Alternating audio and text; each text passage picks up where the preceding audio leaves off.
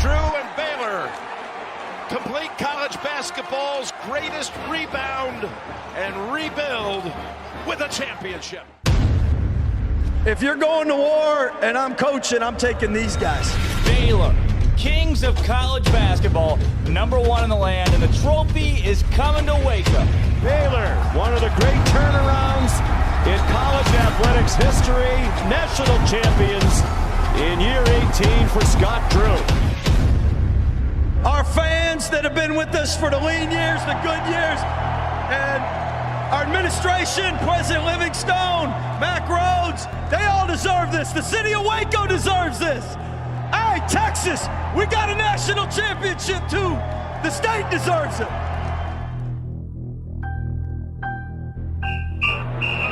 Did I stutter? He has time, launches it to the end zone.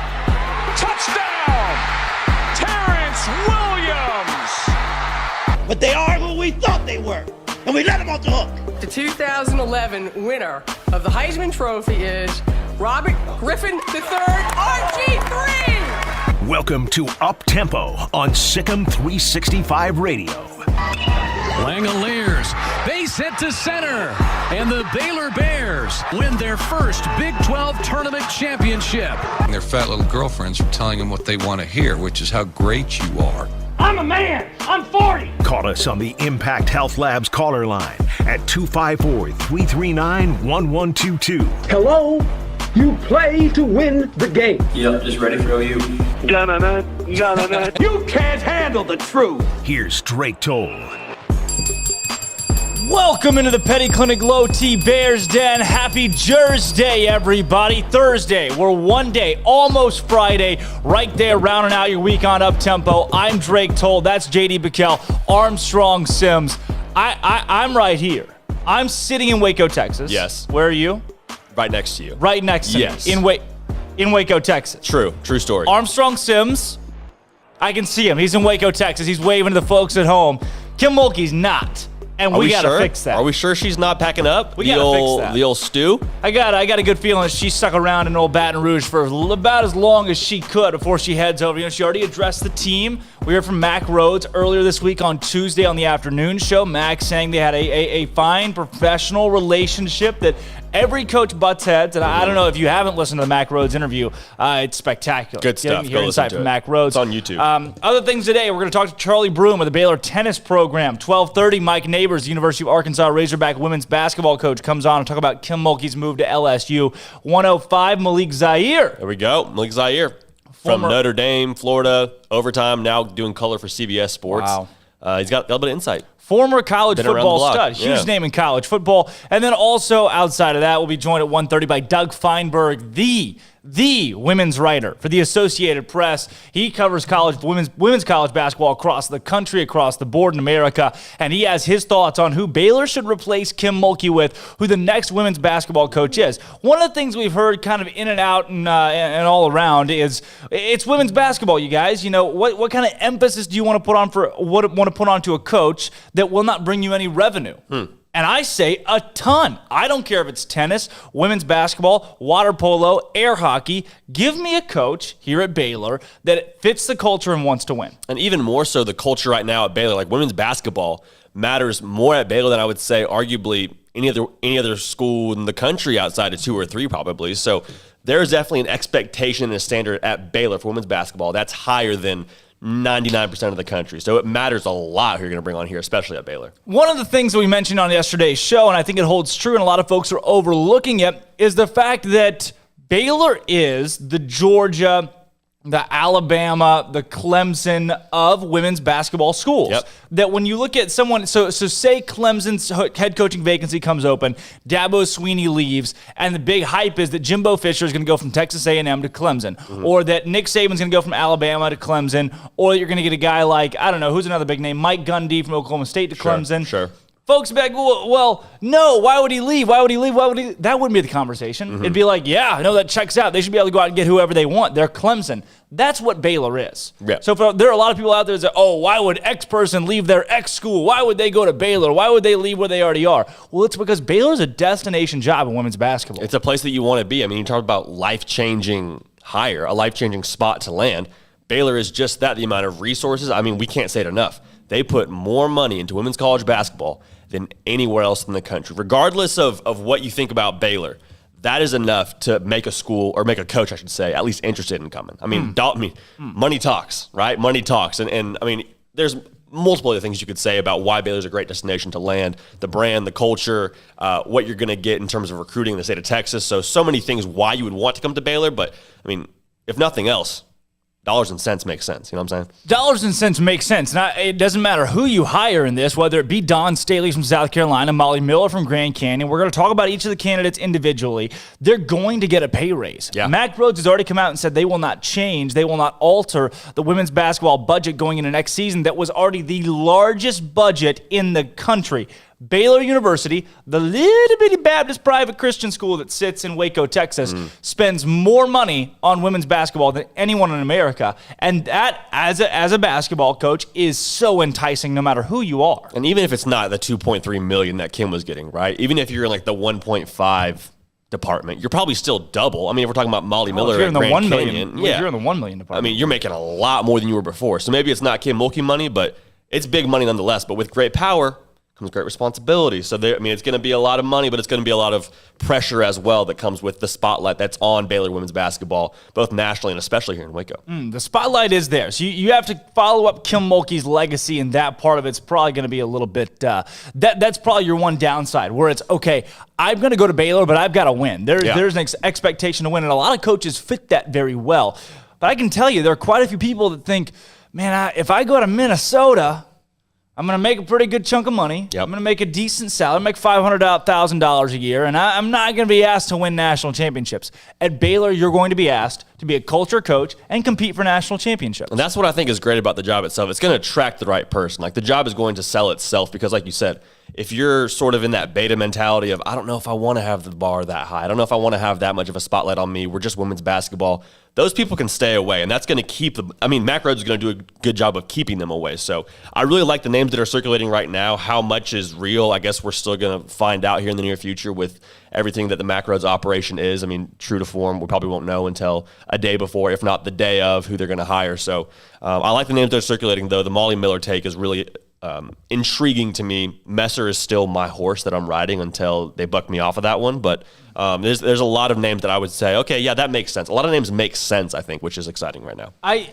For me, it has been Molly that has stolen the show in the last couple of days. And we opened up the up-tempo mailbag last night for questions about the coaching shirts, and there are about 67 replies there. So we'll get to those as well on today's show and get to those here in 1 second. If you're listening out there on Twitter, you don't need to do that to yourself. You can go to YouTube, SicEm365's YouTube account, and go watch up-tempo every day from 11 to 2. We got a big show for you again today, and we got Steven from Virginia on the caller line. Steven from Virginia. Good to hear from you as always. What's going on this fine Jersey Day? I'm enjoying Jersey Day. Y'all brought out the big jerseys today. I love to see it. I was going to ask y'all a couple of questions about different sports. The first one being, is there a head coaching candidate that you do not feel has been mentioned enough for this job? So, not Joni Taylor of Georgia, not Molly Miller of Grand Canyon, not someone you've really heard, because I've got someone that I think would be a really good fit, and I'm just going to wonder if y'all have got any under-the-radar candidates that you've thought of. Do you? I Kim, I'm going to be 100% honest. I don't know enough coaches to say, yeah, I want to see this coach get a shot, or I want to hear this name floating around. So I'm going to pass this back to you, Drake, and I think you probably have more of a take on this one than myself. I would say, Steven, first and foremost, I've heard the name. All three of these names have been thrown out in certain respects, and I know they won't be exactly under the radar names to put out, but I love Nell Fortner at Georgia Tech. I think Nell Fortner would be a really good hire for Baylor. Looking kind of her career and what she's been able to do, I feel like she could win at Baylor at a pretty high level, although she is 62. That's the only one drawback for me is that Nell Fortner is 62. Reagan Pebley, I still haven't figured out how to say it, at TCU. She makes my list of kind of underdog dark horses. Brenda Fries at Maryland reminds me a lot of Kim Mulkey, has that fire. Maybe she's looking for a new change of scenery at Maryland. She has a national championship under her belt. I think she's also on my short list of dark horses. And then obviously Molly Miller is still a huge dark horse. But those three are the ones that I really have circled and dotted with dark horse candidates. What do you like? So I like all three of those candidates. And yesterday I brought up the Maryland coach on the show. And I want to say, J.D., it's hard to know a lot of women's college basketball coaches, so I'm there with you. I don't know that many more than you do. Don't feel bad. No, hey, this is an authentic show. The one that we haven't brought up is the UCLA coach. UCLA is very good, and she has a very nice personality. She's upfront about her faith, which to me is really important. At UCLA too. And UCLA is winning. And, it'd be one thing to leave UCLA's men's team to come to Baylor, but y'all were just talking about how this is a big deal. This leaving UCLA's women to come to Baylor and the budget increase, because UCLA is not a program that's just overflooded with money right now, especially after losing the Under Armour sponsorship and everything. So I would say that that's the person that I don't feel has been mentioned enough. And then my second question was going to be, what two qualities are the most important to you for the women's basketball coach? The next coach. Ooh, only two. Because you got like recruiter. Sure. You've got headstrong. You've got, there's so many attributes you could give. I want to hear yours first. I'm thinking intangibles. Right off the bat, I'm thinking, are you hungry? Are you hungry enough to come in here and want to make this your own program while still building on the culture that's already here? Because I think the temptation is you come in here and you think everything's built out. And we saw this with Dave Aranda in his first year, was he felt like he had a really good thing going and didn't want to mess it up. I want you to come in here and be hungry enough to make it your own. And I also want to see a coach that is confident enough to be extroverted. I think stepping into a new position, anytime you follow a coach like Kim Mulkey, those are size 24 shoes you got to fill. So I want to see this coach be confident enough to be themselves in the limelight, be themselves, and not be afraid to make this their own program. So maybe I'm overlapping those two intangibles, but I want to see hunger and ambition, and I want to see confidence to make this their own program. Because when you step in, this is a long-term hire. They're not looking for somebody to fill the gap for another 3 to 4 years. They want to see someone around for another 10 years, like Kim Mulkey was, obviously 20-plus years. So those, I think, would be the two intangibles. Obviously, there's the I guess, black and white things like recruiting, being able to know the X's and O's. But I think that's going to be across the board, pretty solid. Who they hire will be those intangibles to me. Steven, I like faith-based and I like electric. I think the word electric embodies what I want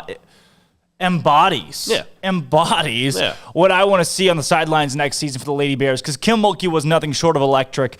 I want to keep that fire and that spirit within the women's basketball program, someone that just not necessarily woos, but has a personality that is just gravitating. People gravitate toward their personality. So give me electric, and I definitely want someone who's faith-based, because the university has made a point to make sure that every coach on this staff has an outspoken faith. Steven, do you have two really quick before we get you out of here? Two quick ones. The first one is I love the faith one, and that's my number one. It's part of the job. Part of the job. I'm sorry. It's just how it is. I think I've told you all this, and I've told Smokey this. I enjoyed the national championship about 1,000 times more when Scott Drew opens the celebration by talking about Jesus and how they're playing for the glory of God, and how and joy and Jesus yourself and or others and yourself, and that makes it about 100 times more enjoyable for me. But the second one, and this is the one that we haven't talked about, I want somebody who can hit the ground running and can keep most of the players. Because if you keep the players that are coming in and the players on the team, this is a top 10 team next year, no question. So if you keep everybody, and Baylor is a top 10 program next year, and they're back in the Sweet 16, maybe back in the Elite 8, nobody is going to question if this thing can keep on rolling or not. You just got to make sure you keep everything together. It was like my old school reference of the day is like when Ron Meyer left SMU for the New England Patriots. SMU could have folded. SMU could have, I know they were cheating, but they came in and they hired Bobby Collins. And the next year, SMU did not fall off at all, and they won 2 more Southwest Conference titles in the next 3 years because of that. I want somebody who can sans the cheating, of course, because we're not a cheating program. I want somebody who can hit the ground running, keep this thing together, show people that Baylor can survive without Kim Mulkey, and who can continue to keep the train rolling after that. Good. You have your Bear Games question of the day? Bear Games question of the day. Steven, happy draft day. Happy draft day. In the spirit of draft day, what is the one current Baylor football player that you would draft to start a franchise around? You're an expansion team. You're the Stevens of Virginia, and you got to start your team. Who are you taking? After that spring game, I'm taking Apu Ika, and we're gonna just stop everybody from running the football. Yeah, that might be the landslide answer. Build I like defense, that. Yeah. Hey, Steven, thanks for your call. Later, guys.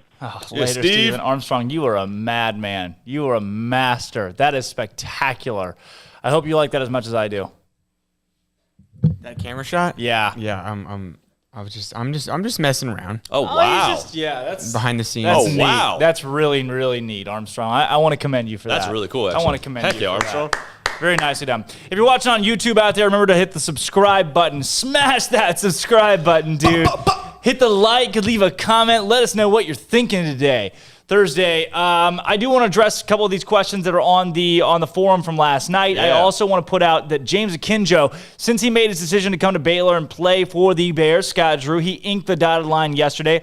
Baylor has now moved up to number 6 in the way too early top 25 college basketball rankings for ESPN. Baylor at 6. They're behind Gonzaga, who's at 1, Villanova 2, UCLA 3, Ohio State 4, Purdue 5. Baylor 6. They were previously 11 before Akinjo came. Oh, and wow. mind you, Jared Butler has yet to make an announcement. Alabama at 8, then Kansas, Alabama 7, Kansas 8, Arkansas 9, Maryland 10. Maryland, wow, Yeah. okay. And then Michigan, Duke, Virginia Tech, Texas, and Houston round out the top 15. Okay. Way too early top. So that's James Akinjo already making a huge difference. 5 spots.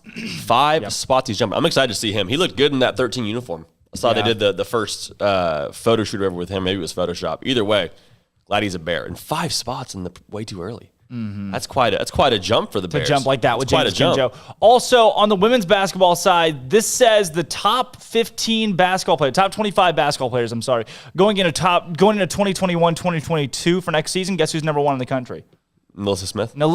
There number 1 player in the country. And we saw where she's likely coming back for year 4. One of the questions that we're getting out there about the Messer deal is that, hey, if Messer's not hired as the head coach, do Melissa Smith, do Queen Agbo, do they leave? Do players like that leave the program? Okay? And the question also becomes, if you hire Molly Miller, who's not the biggest name, who's not the same name as a Dawn Staley, the same name as maybe even a Joni Taylor, then do those players leave with Miller being hired?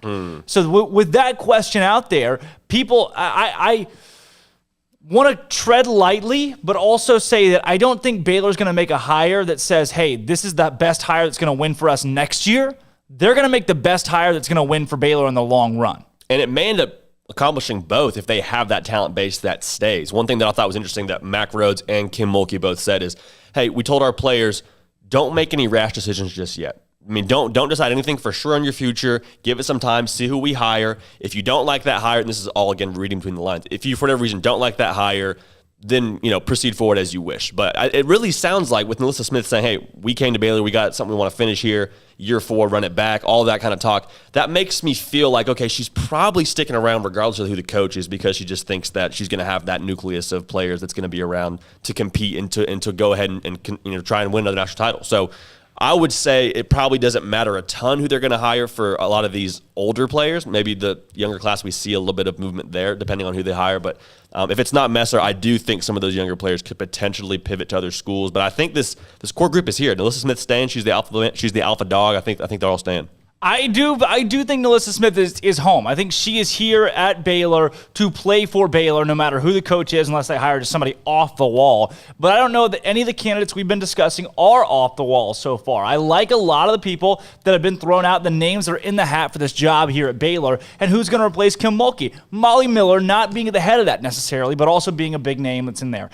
G-Dub is on the caller line. G-Dub, what's going on, my man? Happy Jersey Day. Happy Jersey Day, guys. Not just chilling here. Some tornadoes and hail came through Honda last night, so kind of picking up pieces in the backyard. But other than that, I'm all Gucci. Wow. All Gucci in the hood. Tornadoes. Jeez. G-Dub, you got any questions for us today? If y'all could pick one Baylor assistant to be the head coach, who would y'all pick? Because I know y'all had the assist to come back and be the assistant. You're saying one former player or one current assistant? One former player. One former player to come back and be the head coach. Again, we can't count like Lauren Cox because they're still playing. Can't count Griner then, because Griner's overseas too. Right. Yeah. Yeah. Oh, man. We got a comment here that we're going to get to in a second, and I'm excited to get to it. Give me Nina Davis. Nina Davis is the easy answer. She's already in coaching still, and she came on the afternoon show earlier this week and was just stellar. Give me Nina Davis. It's hard to disagree with Nina Davis, especially when she said, I'm committed to Baylor forever. Yeah. I think she just gets the culture. I'll copy and go Nina Davis. G-Dub, would you say Nina Davis, or do you have a different answer in there? What about Christy Wallace? How far removed? I have no idea. G-Dub, I'm going to be honest, I don't have a ton of players in my mind to pick from right now. Because Christy Wallace was on that 2017 team that was probably going to win it all, and then she tore her ACL the last Big 12 game of the season. That's what I'm saying is she's not too far removed. Is she not playing now still somewhere? I don't know. I'd be surprised if she wasn't playing somewhere. She's not far removed at all. Huh. Christy Wallace, not a bad call. Not a bad call. Bear Games question of the day from you, JD. If you had one player to start your franchise around on the current roster for Baylor football, who are you taking? Ooh. So I can't. So can I go offense and defense, or I have to pick one just random dude from the roster? You just get one from the whole 85 scholarship players. Yeah. Gotta go with Steven gotta go with Apu. Yeah, I feel like that might be an answer we get a lot, but I'm probably with you on that, honestly. Yeah, that's the best answer. Oh, yeah. G-Dub, thanks for your call. Good to hear from you as always. Yes, sir. Later, G-Dub. See you, G-Dub. Someone comments here on the stream, says they need to throw money at Louisville's coach, Jeff Walz. Fire that into the sun. I don't know of any. It's like nobody remembers 2013 when Jeff Walz comes out after after the game between Louisville and Baylor, in which Louisville upset as a 5-seed Baylor, Brittany Griner, and Jeff Walz comes out and is like, he's like, yeah, I got a technical, but apparently you can take your clothes off and throw your clothes and not get anything.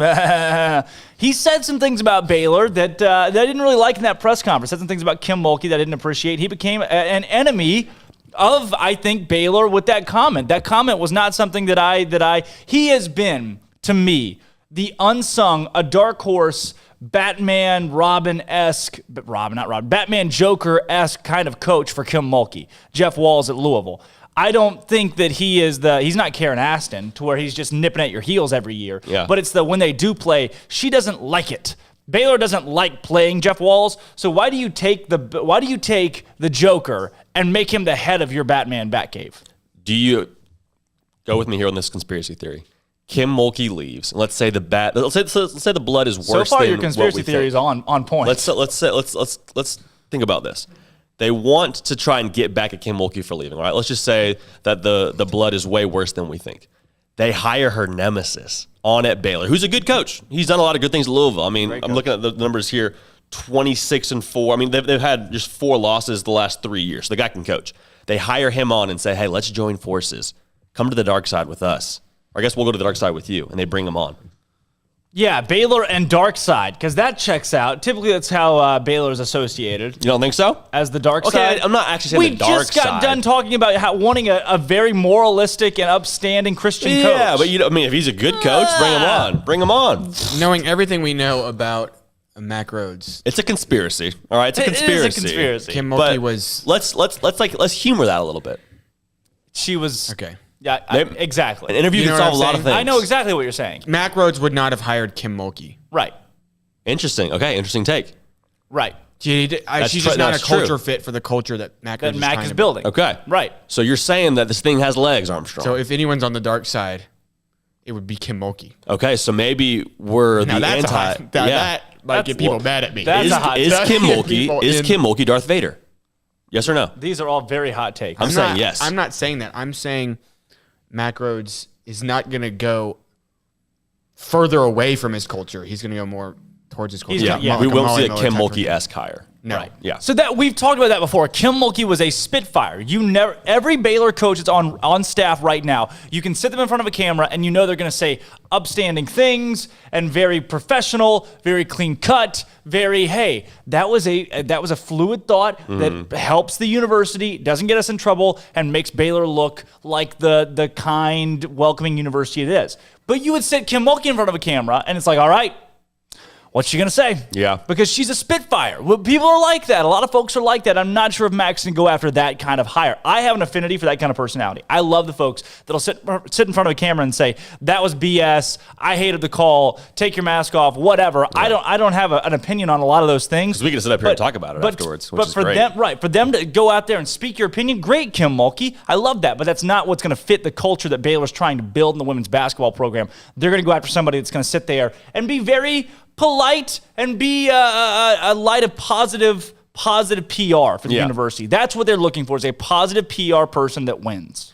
Yes, I'm glad you added that at the end. As I was going to say, they want a positive PR person as long as they're putting up wins and not losses. So I'm with you, though. I think Baylor does a great job. And that's just, across the board at Baylor University, they hire for the person. Baylor is very much all about the entire person being the coach. So the Jeff Walz take is funny, and I think there's maybe some cause for a second look there, but in reality, he's not going to leave Louisville and he's not coming to Baylor. No, he's making probably around 1.5 right now at Louisville, which Baylor pay him 2.2. It's a huge jump in salary. However, not a fit. Not a fit. I don't think he's not a fit. So here's some of the, we opened the mailbag up last night. They got 3,000 views in the forum. Go to SicEm365.com and you can sign up to be on the forum as well. We got a bunch of these. We're going to get to them next, and the conversation is going to continue on who the next coach is going to be to replace Kim Mulkey at Baylor. There's some odd 60 questions in here where we'll dive into our in-depth takes on where Baylor goes from here to make their hire at the women's basketball helm, because somebody's going to have the job this time next week. Who's it going to be? We're going to talk about that when we come back from this break. More talk on who replaces Kim Mulkey at Baylor. I'm Drake Toll.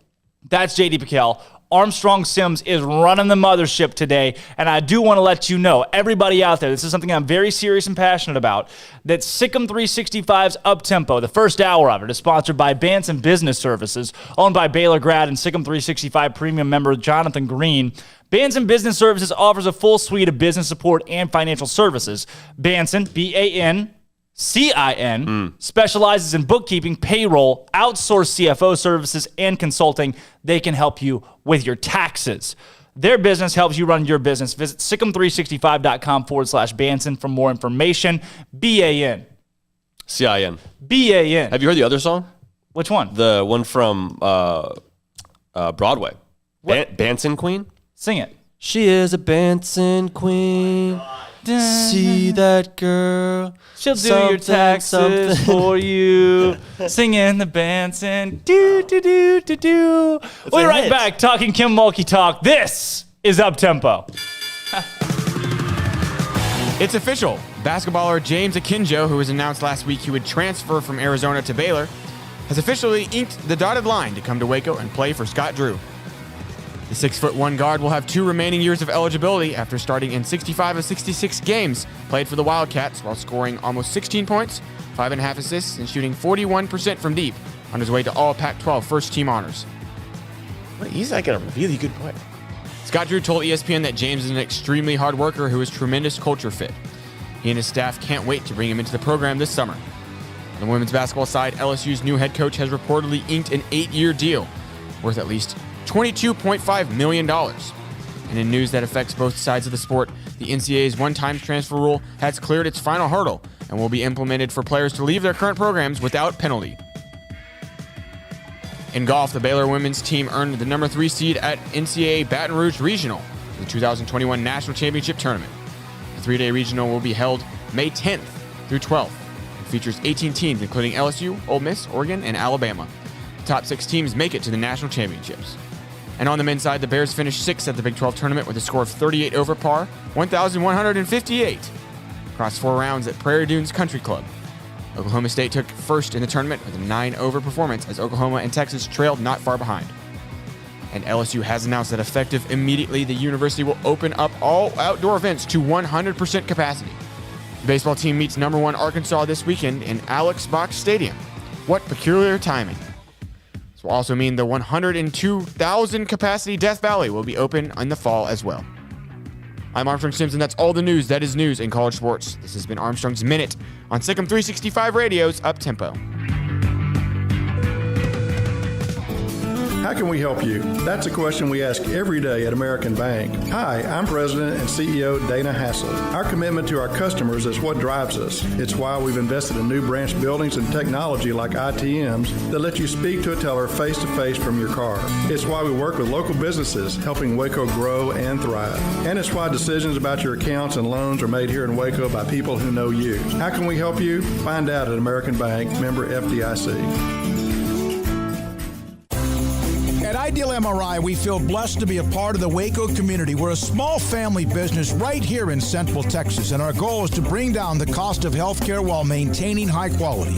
At times like this, the cost of healthcare has never been more important, and unfortunately, significant illnesses and injuries still occur. That's why Ideal MRI is open and here to serve you through the difficult time. We offer premium MRIs just like a hospital with state-of-the-art technology and specialists, but you'll pay less. Sometimes thousands of dollars less, whether you're using insurance or not. At Ideal MRI, we accept most insurance and there are no hidden costs, even offering financing if that's needed. Everything included in the price, and you'll not get something as a surprise in the mail later on. If you need an MRI, ask your doctor about Ideal MRI. They'll know. You can schedule an appointment safely from home online in minutes at idealmri.com or give us a call, 833-IDEAL-MRI, idealmri.com. Texas Board Certified Personal Injury Trial Lawyer and Baylor alum David Willis and Baylor alum Parker Willis are ready to help if you or a loved one has been wrongfully injured in an auto accident, SUV rollover, industrial accident, 18-wheeler crash, or were seriously injured by a defective product or recalled drug. Call them for a confidential and free case consultation at 1-800-GOT-HURT or visit them at texastriallawyer.com, principal office in Houston, Texas.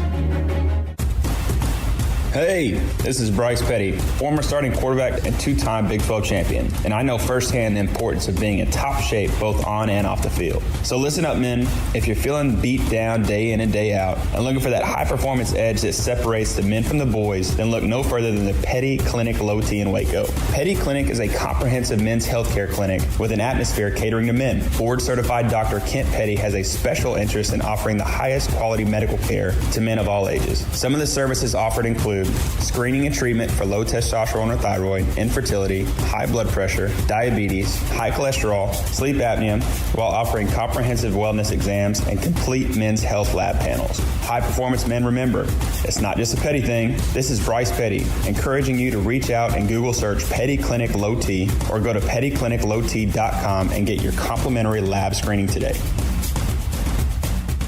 Ram Truck Month means special pricing on the new 2021 Ram trucks at Allen Samuels. The three-peat Motor Trend Truck of the Year, Ram 1500 Lone Star Crew Cab, has special values up to $5,500 or 0% for 84 months. Allen Samuels, located at 201 West Loop 340 in Waco, Central Texas' new Ram commercial truck headquarters with 3,500 and 5,500 chassis cabs and other great work trucks. Visit Allen Samuels today. It's Ram Truck Month. Come by. Let's be friends. See dealer for details. All offers have credit requirements. Stepping into a new pair of boots is great, but stepping into the boots of a U.S. Army officer can also add confidence and leadership skills to your son or daughter's career path. There are more than 150 occupational specialties to help them find the best fit for their future. See all the things your son or daughter can achieve in our boots at GoArmy.com. U.S. Army Waco Recruiting Company, 254-598-8131 or 254-776-1543. Welcome back to Up Tempo on SicEm365 Radio. Call us on the Impact Health Labs caller line at 254-339-1122. Sit down, Bob. I'm not happy, Bob. Not happy. Now, back to the Bears Den with Drake Toll and J.D. PicKell for the Blonde Boys Power Hour.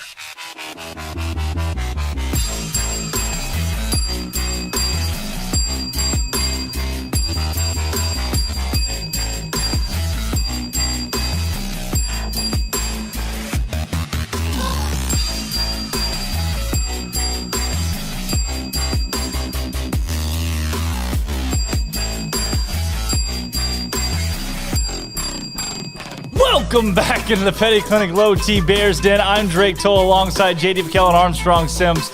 That is a top 5 thing that happens every day. Tomorrow's top 5 should just be that. Speaking of tomorrow's show, from the looks of it right now, our 11 o'clock hour will be replaced by the Bearcast with Grayson Grundhafer and Craig Smoak talking about Molly Miller and women's basketball and everything under the sun. Just fire. So 11 o'clock tomorrow, there will be some, we have our planned outage that we have no control over. Right. So we won't be able to go live, it looks like, at 11 o'clock tomorrow. However, we will have a replay of the Bearcast and likely the Blonde Boys Power Hour, sometimes around 1 o'clock maybe. Yeah. We'll keep you updated with that on our social media. Speaking of that, you can follow us on social media. At UpTempo365 on Twitter is the most active account. Follow at UpTempo365 on Twitter, SicEm365 on Instagram. You follow those accounts, you hit subscribe on YouTube, and you'll know when we go live tomorrow, and then live again hopefully on Monday with a new women's basketball coach. Tune into that. Don't be a loser and tune out to the Bearcast. The Bearcast is what you need. You don't even know that you need it, but you need the Bearcast tomorrow. Yeah. You know? True. You need the Bearcast. Yeah. So we're going to unpack this mailbag really quick. The first one of these questions says, how big will Molly Miller's intro press conference be? I'm setting the over-under at 4,000 people. That's the very first comment on the mailbag I opened up about who's going to be the next head coach. What was the attendance for the LSU presser for Mulkey? It's got to be around there, right? I want the governor. I want Greg Abbott front row at the Molly Miller press conference if she gets hired. I want him there. Like, we need to do it even bigger than LSU did it. The Kim Mulkey, with the fans in attendance, I'm not seeing a specific number. It didn't look huge. I'm not going to lie. It didn't look huge from Mulkey's opening press conference. There were some really cool just fire and fireworks and pew, pew, pew. A lot of notable people there too. Yeah. Ogeron, governor. But as far as the size of the puppy, didn't look great from Mulkey's opening press conference in comparison to what I think Baylor fans could do for the next hiree on the women's basketball side here at Baylor. I wonder if they'll make it open. I hope they make it open. That'd be awesome. They have and make this thing a big old deal. They have to. 100%. They should. If they don't, then fire that into something, as you would say. Okay, so we've got that. That was the first question. I'm going to go with over under 4,000. Give me under 4,000. Okay. Just because it'll probably be on like a noon on a weekday. There was 5,000 at the spring game. Yeah. 4,000 for a coach being hired. Noon probably and go noon less. on Probably a Tuesday. It's like, people have work. 6 p.m. on a Tuesday even is tough because the alumni pool is so spread out too. Baton Rouge folks live in Baton Rouge. I mean, your LSU people live pretty local, and they also drive a country mile all the time for everything. And also not many jobs in Baton Rouge. Nobody really does. Yeah. Nobody does really 9 to 5. Really work. They just kind of show up. They just kind of root for football and stuff. Yeah, which pays well. This says from Rachetti, who do you think it's going to be, and why Molly Miller? Is that what it says? Yes, that's what it says. And why That's what it Molly says. Miller? Well, I think it's going to be Satia Messer. So, I mean, Satia Messer fits the mold of, okay, she's been groomed. She's signed a lot of these great players. I think I want to check the stats here, but she's, I think, signed 3 top 10 classes in the last few years. So she's a coach that has relationships with players, is going to keep these core group on, and she knows what Baylor's all about. I think if you want to go lowest risk hire, Satia Messer. If you want to just keep what you have going, Satia Messer. Molly Miller, on the other hand, fits the profile more closely to the Scott Drew when he came on at Baylor. She's from a smaller school. She's done well, 2-time Coach of the Year at Grand Canyon, so she's obviously knows how to win, how to coach. It'll be a big stage for her. It'll be big. It'll be something that she hasn't been accustomed to before. Do you worry about the spotlight? Do you worry about the bar being too high? I don't know. I think you have to have more patience with Molly Miller. I think it's a longer-term hire, which Baylor will end up making anyway. So the short answer to that is Satia Messer is my choice. Molly Miller more closely fits that Scott Drew profile. Higher risk, but probably higher reward. I do think you are higher risk. You say higher risk with Messer or higher risk with Miller? With Miller. I agree. I would say this, that with Miller, you're also looking at the long term. Looking at the long term with a higher what Molly Miller would bring to the program. 34 years old. She's got 30 years left to coach, if not more, left in the tank. So, yes, maybe she has not been at the Division I level. We talked about it yesterday. You have to be able to coach to be at the Division II level because you're elite. If you're going to be elite in Division II, then your players are probably Division I caliber. They can probably play most places in the lower tier Division I. So talking them into staying D2 is really tough. You have to be a master recruiter to win at the level that she did at Division II at Drury University. Also, who the flying flip grows up like, I want to go to Drury University and play women's basketball? You know? You gotta love the game. You're not recruiting to some just, hey, yeah, we have a D3 team, but it's in the heart of New York. No, Drury's in Nowhere, Missouri. Who wants to go to Nowhere, Missouri and play basketball at that? Sounds Drury to me. Sounds Drury. I can see why she wanted to get out of there. That's a mouthful. Tough to say. Tough to say. 34 years old. She's got 30 years left of coaching in her. Not only that, you look at her record, it precedes her. She has 67-1 in her last couple of seasons at Drury. And then this past season at Grand Canyon, 18-7 record. In a full season, she probably wins 24 or 25 games. That's a great improvement, almost 10-game improvement. I know that can be debated. It can be debated, but if you get a fluffier non-conference, as most of these schools do, she was 67-1 at Drury in her last 2 seasons. In 6 years total as a head coach, she was 180-17. So guess what? I bet when Molly Miller walked in the doors at Drury University, they said, this girl is 27 years old. Crazy. How is she going to win here? She's not seasoned. It's her first head coaching job. She's 27. What can she do? I'll tell you what. 6 seasons, 180 wins, 17 losses, 90 points per game, 31 turnovers per game. So if you say, oh, she's not seasoned enough, but yeah, maybe she hasn't won a national championship on Division I level, but you are hiring for the future when you hire a coach like Molly Miller. And I think the one thing that concerns me, because I agree, X's and O's, coaching, I'm not worried about her coaching at all. Like you said, if you coach at the D2 level, you know how to do X's and O's. You know how to coach and you know how to recruit. What it comes down to for me, which I think is a new thing she'll have to get accustomed to, and we saw it again, I keep making the comparison with Aranda having to become a head coach at a big school. For her, going to the Division I level with a school like Baylor and the brand and the pressure that comes with that, she will be much more a CEO and a brand manager than she has ever had to be in her life. Now, can she do that? I 100% believe she can. I think that's going to take time. I think it's going to be something that you develop over a few seasons because it's going to hit like a ton of bricks. She never had to deal with the media the same way that she will at Baylor. She never had to deal with the expectations she has at Baylor, having your games nationally televised, night in and night out. That's all going to be new for her. And do I think she can handle that? Again, absolutely. So I hope that the administration, I hope even more so the fan base, understands this is a process hire. It's going to take more time for her to get where we believe she can be. So if you hire Molly Miller, you hire for the long term. And I think that's what we need to understand about this. So Molly Miller is, I think, in a lot of ways, could be the right person for the job, but there's going to be a really steep learning curve to start out, which I think people need to be patient with if they do end up hiring her. How about this then?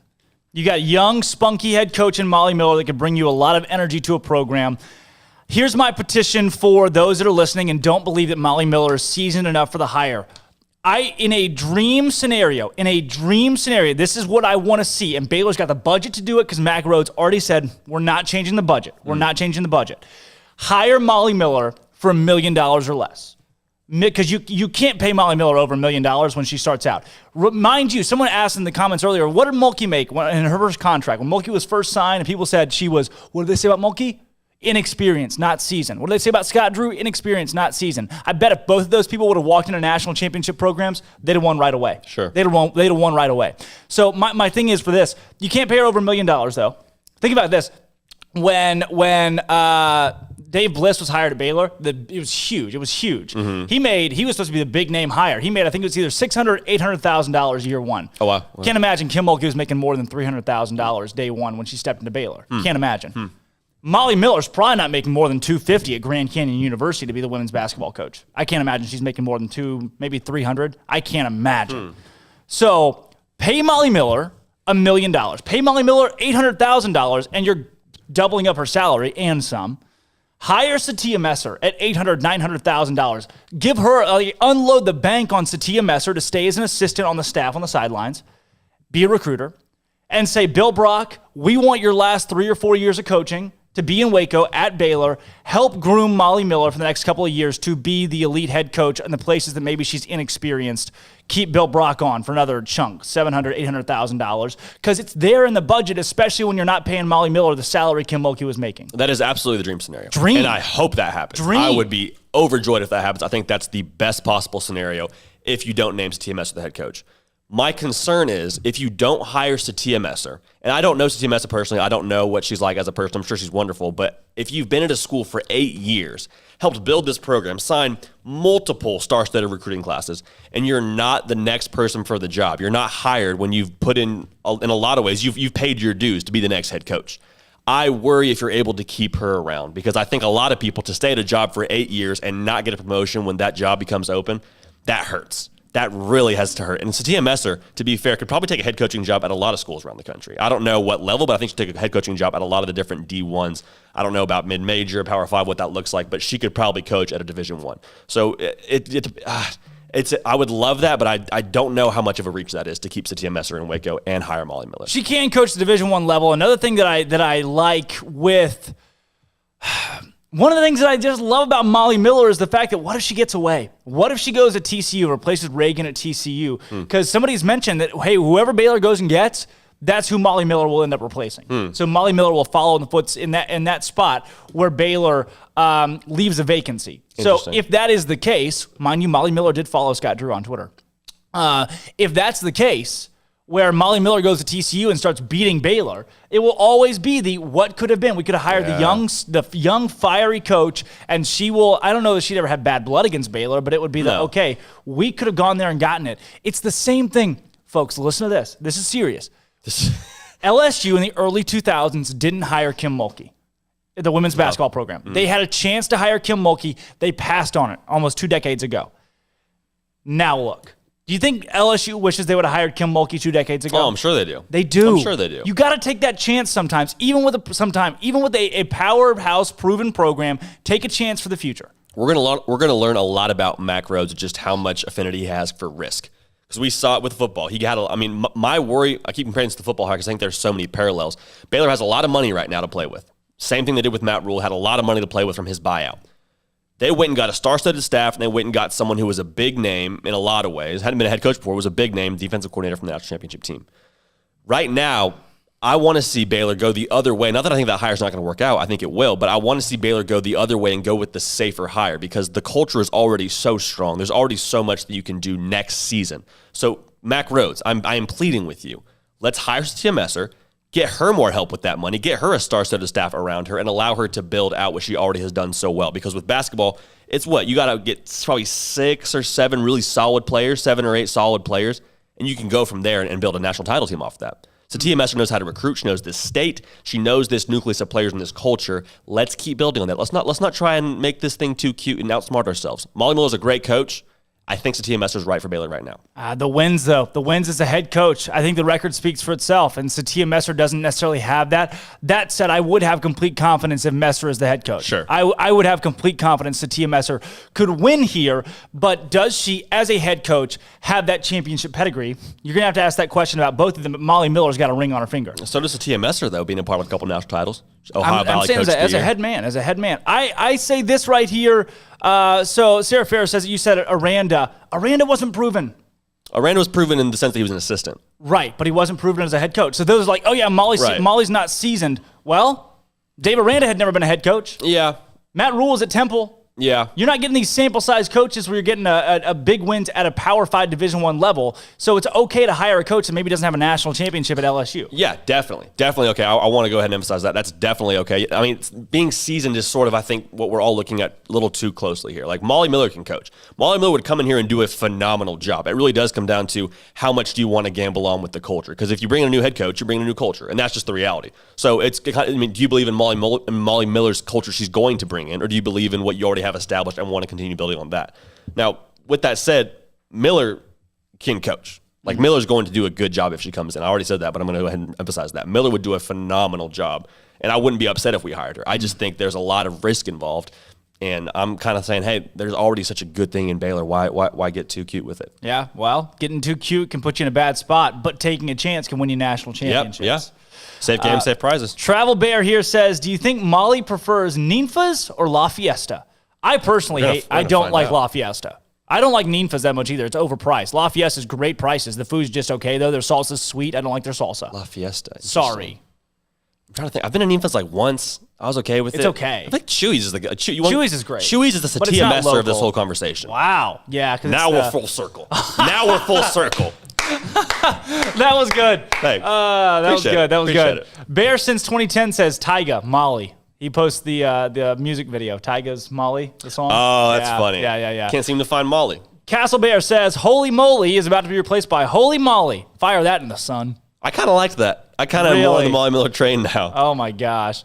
Stifler's mom, what are the chances she's even on Mac's radar? SicEm365 has spoken, but we have no idea if it's realistic or not. I do want to say this. That's a really good point. It's a really good point. I do want to say this. While it's a great point, I can almost guarantee you, if I'm Molly Miller, if I'm the coach at Grand Canyon University, I spent 6 of my last 7 years at Drury in Missouri. I'm probably, when my name pops up on Google or YouTube, I'm going to click on it. Oh, for sure. I'm going to click on it. She's probably seen the video. She's probably seen the video where we talk about Molly Miller and Paul Catalina talks about Molly Miller. Oh, for sure. Is Mac Rhodes, I think, is she on Mac Rhodes' radar as much as we think she is? Yeah, I think Mac, I hope so. I think Mac watches stuff too. But I don't know that. Do you think that plays into his decision making? I think he's like, yeah, I kind of think I know what I'm doing. I think this maybe would be a good idea. I hope that we're on the same page. I don't think there's all this smoke and no fire. I think she probably is a realistic candidate. So to answer that question, I think she is on his radar.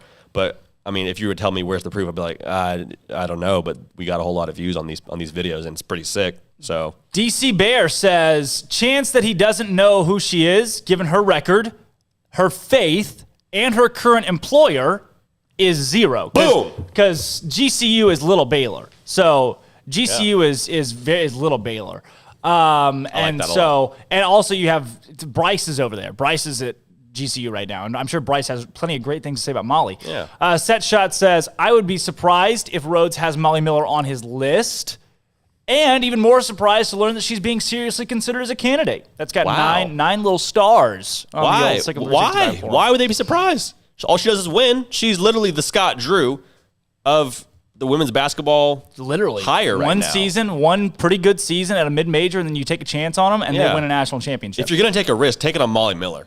Like, that's the one you want to take if you're going to take a risk, right? Like, if you're going to throw down the chips, put me all in on Molly Miller. I'm taking if I'm going to take a risk, it's got to be with Molly Miller. Yeah. Joni Taylor, Bear Force says, Joni Taylor, Molly Miller, Megan Duffy. Megan Duffy's the head coach at Marquette University. Okay. She's young as well, only 36, from Kettering, Ohio. We haven't spoken about her nearly as much as we have Molly Miller, but she was a really good player at Notre Dame. At Marquette, she went 17-4 this past season. She was 24-8 in her first season at Marquette. Has an overall win percentage of 85-32 at Miami and Marquette.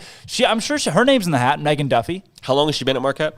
She's been at Marquette 2 seasons. Before that, she was at Miami of Ohio for 2 seasons. Again, though, how much more weight do you put into 4 seasons at Miami, Ohio, and Marquette than you do at 1 season at GCU and 6 at Drury? We're probably off the Joni Taylor train, right? Like, I think Joni Taylor's probably staying in the Southeast. I think Joni Taylor loves it. The conversations I've had with sources off the record have said that Joni Taylor likes Georgia quite a bit. How many sources you got here? You got a lot of sources here. I'm trying to get on the source train. Yeah, maybe it's not right, but just her fit at Georgia is really good. Joni Taylor loves the SEC. I wouldn't be greatly surprised if she comes to Baylor, but man, she from the sounds of it, she does love the SEC, loves Georgia. Her husband worked in Atlanta for a while, so makes sense. This says, what do you think about Close? So yeah, UCLA having the shot at Corey Close is solid. I think she'd be a fine hire. I wouldn't be upset. Corey Close at UCLA's won some games coming from a big program. She knows how to do it. Yeah, and like Stephen from Virginia said, she's pretty upfront about her faith, which is, I think, going to be a differentiating factor for a lot of the candidates right off the bat. Like, that might narrow down at least half the candidates, right? Like, hey, how important is faith to you? I think that will keep people from even applying to this job in a lot of ways. This one says Molly Miller is the PJ Fleck of this coaching search. Oh. What do you think about that? Wow. PJ Fleck was at Western Michigan for a little longer, wasn't he? I feel like he was there a little bit longer and turned him around into a big-time program. It's also tough when you compare college football, which I do a lot, but it's tough because he got to play against a lot of big teams. They went and played in the Cotton Bowl when he played Wisconsin really tough. Like, we don't have a great sample size for Molly Miller against big-time competition. This one says, any chance to have a run at Brenda Freeze? She's only making 1.2. We could definitely give her a bump. Not sure. I love the Brenda Freeze hire from Maryland if she's looking for something new. The Casper Slide Part 2. It's about to get funky. Okay. So, talk to him. She's impressive. This on Molly Miller. She's impressive, but no way Mack Rhodes is going to hand the keys of a national title contender to someone without a big-time Division I experience. I would love to see her on staff, though. I mean, he kind of did that with Dave Aranda. Dave Aranda said, how many times have you been head coach? I think he says as a head. I think BU at birth would say, as a head coach, Mack wouldn't give someone the keys that doesn't have head coaching big-time experience. Yeah, and Dave Aranda doesn't. Dave Aranda had no big-time head coaching experience. So I get he was also the defensive coordinator for the national title team, one of the best teams in college football history. But I would say, well, if he's not going to do that in football, I don't know why he wouldn't do that in basketball. Bear SoCal says, not about her looks, not even about her looks. Molly is a superstar, and I would rather be early with a few growing pain years, which how many growing pain years do you have when Alyssa Smith's on your roster? Yeah. Than be late and unable to get her. That's what I'm saying. Swoop in fast. She's proven she's going to win, man. She's not going to fall on her face anywhere. Molly Miller's proven she's going to win.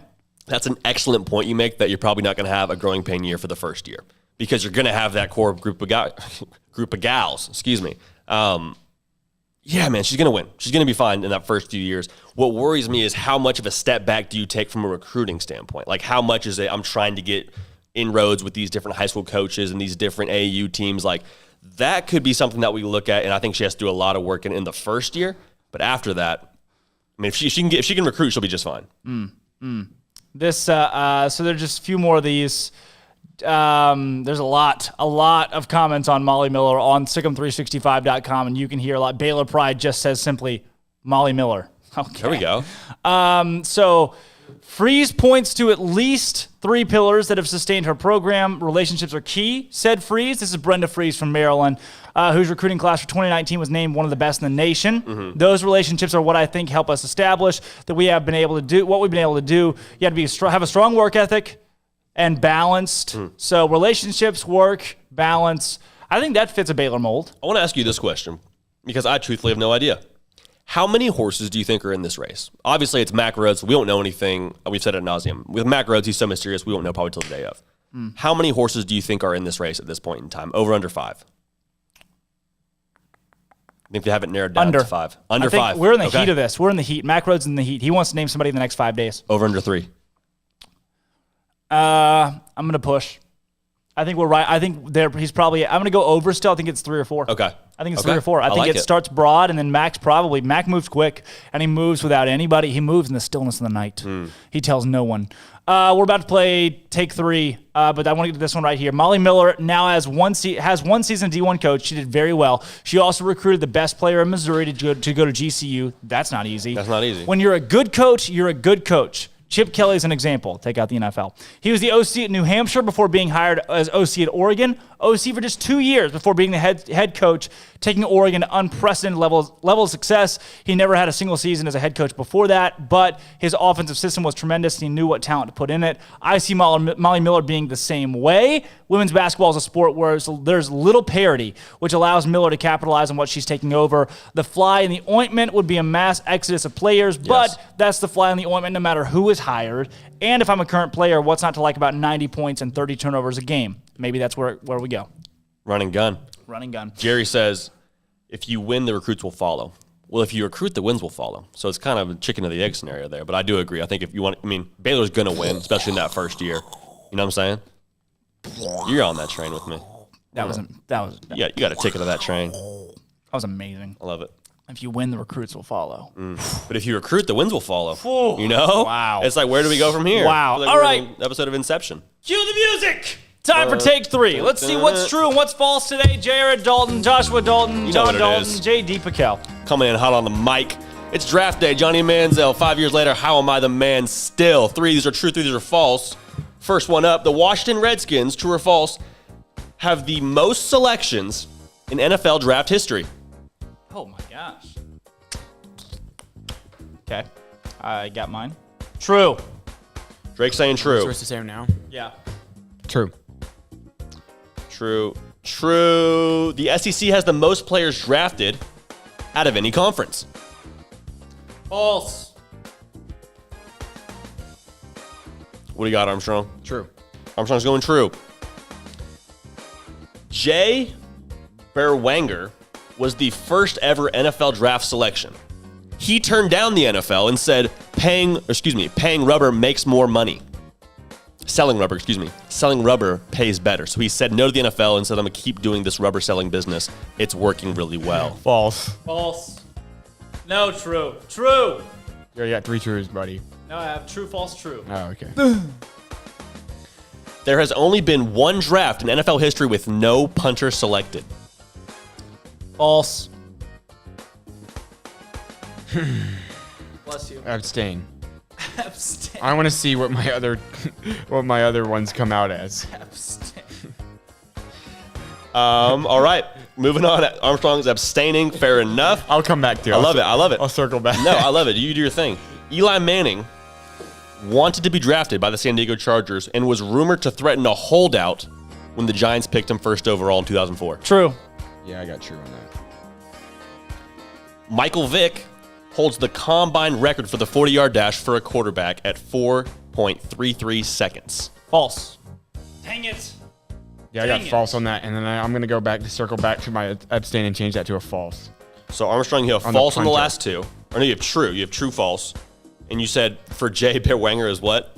Or no, you had the punterless draft. The punterless draft I have is false. False. Okay. Going down the list. Number 1, the Washington Redskins. They actually have the least amount of picks in the NFL draft. The first is going to be the Steelers. Wow. So that was false. That was false. Shoot. The SEC does have the most players drafted. Dang. 239. Okay. Dang. There have been 2 punterless drafts, 2011 and 1998. So that was false. That was the 4th one. I apologize. The 3rd one, Jay Berwanger, that was true. No He said selling rubber pays better. I'm not going to the NFL. He also won the Heisman Trophy. So, Jay, take a bow. Wow. With the greatest pivot of all time. That's incredible. So this was a tricky one. Eli Manning actually did not want to go to the Chargers. He wanted to go somewhere else and was drafted by the Chargers, held out on draft day, had some demands, ended up getting traded to New York. That was false. Michael Vick, he does in fact hold the 40-yard dash record to 4.33. Reggie McNeil from A&M ran a 4.35. I got 2. I got 3. There it is. Oh my goodness. Drake Take Toll. the win. When we come back, Charlie Broom of the Baylor men's tennis team joins us. He just won a Big 12 championship. He's going to talk to us about it. I'm Drake Toll. That's J.D. PicKell, Armstrong Sims. Don't go anywhere because when we come back, we're talking Big 12 champs, baby. This is Jersey. This is Wednesday. No, it's Thursday, and it's up-tempo. It's official. Basketballer James Akinjo, who was announced last week he would transfer from Arizona to Baylor, has officially inked the dotted line to come to Waco and play for Scott Drew. The 6'1" guard will have 2 remaining years of eligibility after starting in 65 of 66 games played for the Wildcats while scoring almost 16 points, 5.5 assists, and shooting 41% from deep on his way to all Pac-12 first-team honors. He's like a really good player. Scott Drew told ESPN that James is an extremely hard worker who is a tremendous culture fit. He and his staff can't wait to bring him into the program this summer. On the women's basketball side, LSU's new head coach has reportedly inked an 8-year deal worth at least $22.5 million. And in news that affects both sides of the sport, the NCAA's one-time transfer rule has cleared its final hurdle and will be implemented for players to leave their current programs without penalty. In golf, the Baylor women's team earned the number 3 seed at NCAA Baton Rouge Regional for the 2021 National Championship Tournament. The 3-day regional will be held May 10th through 12th and features 18 teams including LSU, Ole Miss, Oregon, and Alabama. The top 6 teams make it to the national championships. And on the men's side, the Bears finished 6th at the Big 12 tournament with a score of 38 over par, 1,158, across 4 rounds at Prairie Dunes Country Club. Oklahoma State took first in the tournament with a 9-over performance as Oklahoma and Texas trailed not far behind. And LSU has announced that effective immediately, the university will open up all outdoor events to 100% capacity. The baseball team meets number 1 Arkansas this weekend in Alex Box Stadium. What peculiar timing. This will also mean the 102,000 capacity Death Valley will be open in the fall as well. I'm Armstrong Simpson. That's all the news that is news in college sports. This has been Armstrong's Minute on SicEm365 Radio's Up Tempo.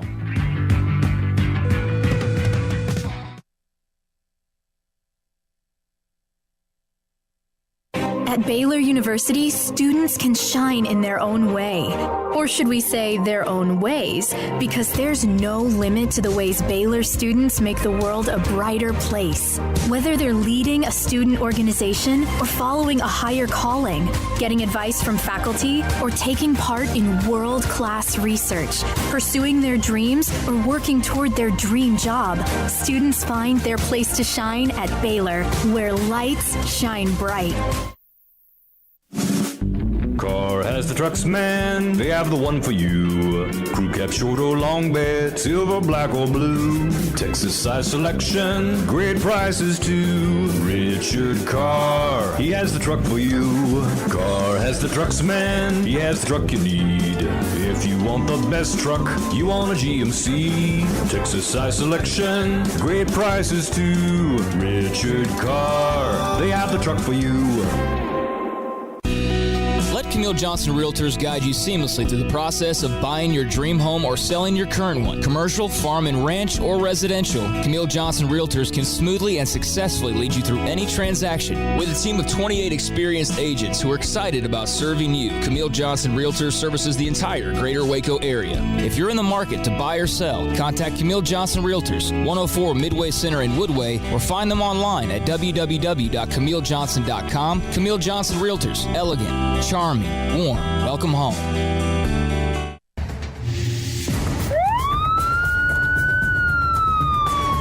If you or a loved one or friend has been arrested and you can't afford bail, trust Terry and Chase Chapman at Chapman's Bail Bonds, covering Waco and McLennan County for over 25 years. Chapman's can bail you out anywhere with experienced, knowledgeable local agents who are committed to serving you professionally, respectfully, and with the highest integrity.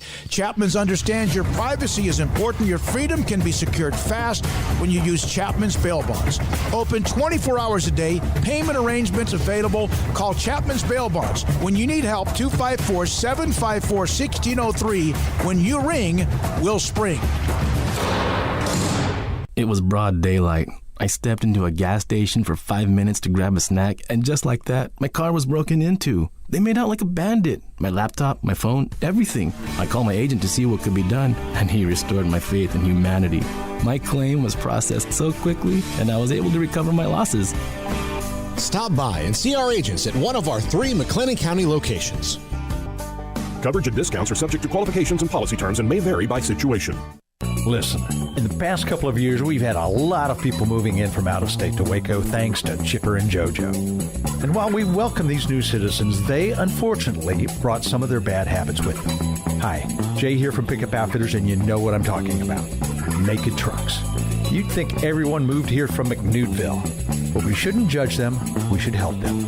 For example, when you see a recent transplant truck from a less civilized state like California, instead of saying, "Your truck is disgusting, your bed is exposed, get a bed cover on that truck, buddy," that's a bit harsh. Instead, try something like, in Texas, it's not polite to drive around with your bed exposed. Maybe you should check out the excellent selection of bed covers at Pickup Outfitters. And then if they refuse, you can say, "Well, I hear New Mexico's a nice state." Let's help our new neighbors and let them know that truck nudity is not okay. Let them know about Pickup Outfitters of Waco and send them to our website, createacommotion.com. Welcome back to Up Tempo on SicEm365 Radio. Cynthia, Jesus died for our Cynthias. Call us on the Impact Health Labs caller line at 254-339-1122. Julia Roberts, Julia Roth. Now back to the Bears Den with Drake Toll. Welcome back into the Petty Clinic Low T Bears Den. It's Jersey, everybody. Thursday, as they call it in Guam, but Jersey as it is here in the States. I'm Drake Toll alongside Armstrong Sims. J.D. PicKell has stepped out to take his dog to the dog park, and we're now joined by Charlie Broom, who, if you haven't heard of him, get to know him. He's on the #1 tennis team in the country. For the first time since 2005, Baylor, #1 in America at tennis, and Charlie's a big part of the reason why. Charlie, thanks for coming on the show with us today. Thank you very much for having me. I appreciate it. Charlie, here's where I want to start. I know we can start with the Big 12 championship. We can start with the postseason, coming up, the NCAA tournament coming up. But let's go all the way back to, I'm going to butcher it, Hertfordshire, England. Am I close at least? Not really, but close enough that I can understand it more. Yeah. All right, you'll have to correct me and tell us. Yeah. I mean, you grew up across an ocean, and now here you are in the States at Baylor playing tennis. Walk me through how you even got here. Plane, boat? Yeah, yeah, pretty much. So I mean, I grew up in Hertfordshire.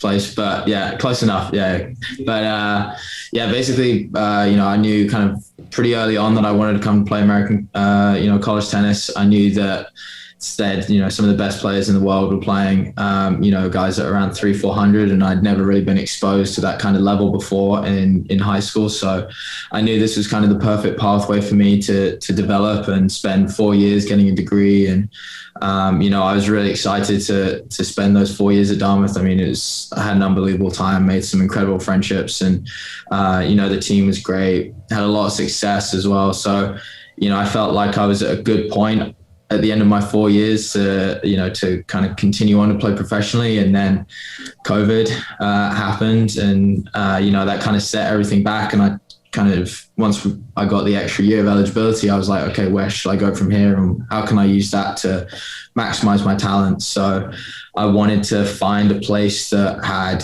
really high level tennis, really high level coaching, a great team, and just kind of fit what I was really looking for and was going to develop my game for the professional tour. And Baylor's been the perfect place for that. So yeah, been extremely, I'm kind of humbled to be here and just excited, from as soon as I stepped in the door, and I've loved every second. Charlie, I want to go back to your days at Dartmouth, because my co-host is from Cornell. He played football at Cornell and said that when you're in the Ivy League and playing a sport, you're in the Ivy League studying and then playing a sport sometimes on the side. That he almost failed a class because he had to miss the class specifically to go to his football games that he was playing in. Walk me through being an athlete in the Ivy League. I mean, that in itself is such a feat. Yeah, it's tough. I mean, it's a lot of organization, dedication, and just being, kind of on top of everything most of the time. I mean, I spent a lot of nights studying in a library, and, maybe it wasn't particularly pretty at times, but, I wouldn't change it for the world. I knew what I wanted to do, and I was willing to go and be disciplined and do it. But, honestly, the the things that I enjoyed most about it was the camaraderie that we had on the team. I mean, we were all so close. We were studying together. The bus rides, where you got one guy in the back trying to take a quiz and the other guys at the front just trying to jamming music and all the rest. So, no, it was great fun. I loved every second of it, despite the tough times, and it kind of prepared me really well for here in many ways and for what's to come after tennis, So just very, very excited to now be in this position where I can maybe focus on the tennis just a little bit more. Charlie, you got an at-large bid at the NCAA Singles Championship in your junior season there at Dartmouth. And that in itself, and you've gotten to see tennis at the highest level in the game, even as an individual, not just with your team. Moving into Baylor, I mean, you knew you were going to one of the very best programs in the country this season, now the number one team in the country. Was there anything to prepare you for that jump from an athletic standpoint? Yeah, I mean, I think I kind of got smoked in that first round as well. Thanks for reminding me. But it was, as you said, once I was there at the NCAAs, I kind of saw, the real true level of where I wanted to be. And I knew that, as much as I had success at college tennis, my 4 years at Dartmouth, I hadn't reached, the NCAAs before. I hadn't really reached much, I haven't progressed deep in many tournaments. So, to just kind of see that level, I really wanted to try and emulate that as much as I could, and to have the opportunity to play at Baylor, knowing I'd be playing some of the best teams, some of the best players in the country. I mean, it was kind of a no-brainer to continue that extra year and take that extra year of eligibility, because I know for a fact that this is going to help me in the long run in my professional career to have played against, the likes of Texas and TCU and all those teams. Charlie, now this season for you, I want to go back all the way to the very start. You walk into a new program with a couple of new guys. It's not like you were the only one to transfer here to Baylor. It's a new look Baylor roster thanks to a lot of the older guys that moved in from really mostly the East Coast. With that fraternity of dudes that have come into this program, did you know them beforehand? Did you guys make a pact and say, hey, we're all going to do this together? How did you end up a part of this insane transfer class? Yeah, I didn't know the other two guys, Nick and Spencer, were coming at the same time. I'd actually played Nick in doubles, and he beat me. So we had that little bit of rivalry. But no, Nick and Spencer are unbelievable guys. We actually live right across from each other. We're in the same kind of apartment complex. So it's been great getting to know them and experiencing this kind of journey with them. And they've handled it exceptionally well. Not only are they incredible players, but they're great teammates, and they managed to fit right in with everything, and they helped me tremendously as well. So I think it's great that we had us three kind of in the same boat and we were able to experience it all together. But, we're all having great levels of success right now, and I'm sure we'll be able to continue that into the next couple of weeks. Charlie, your overall record this season, I'm looking at a bunch of the numbers here right now, 24-6. That's astronomical. The fact that you can walk into Baylor University, be on the best team in the country, and compete at that level right away, how do you do it?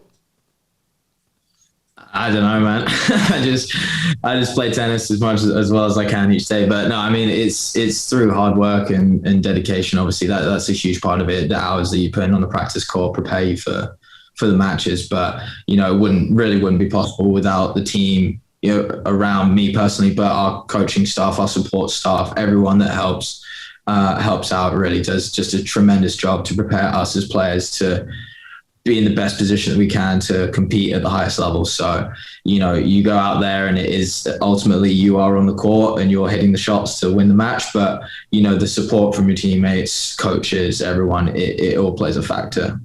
So without that, it wouldn't be possible.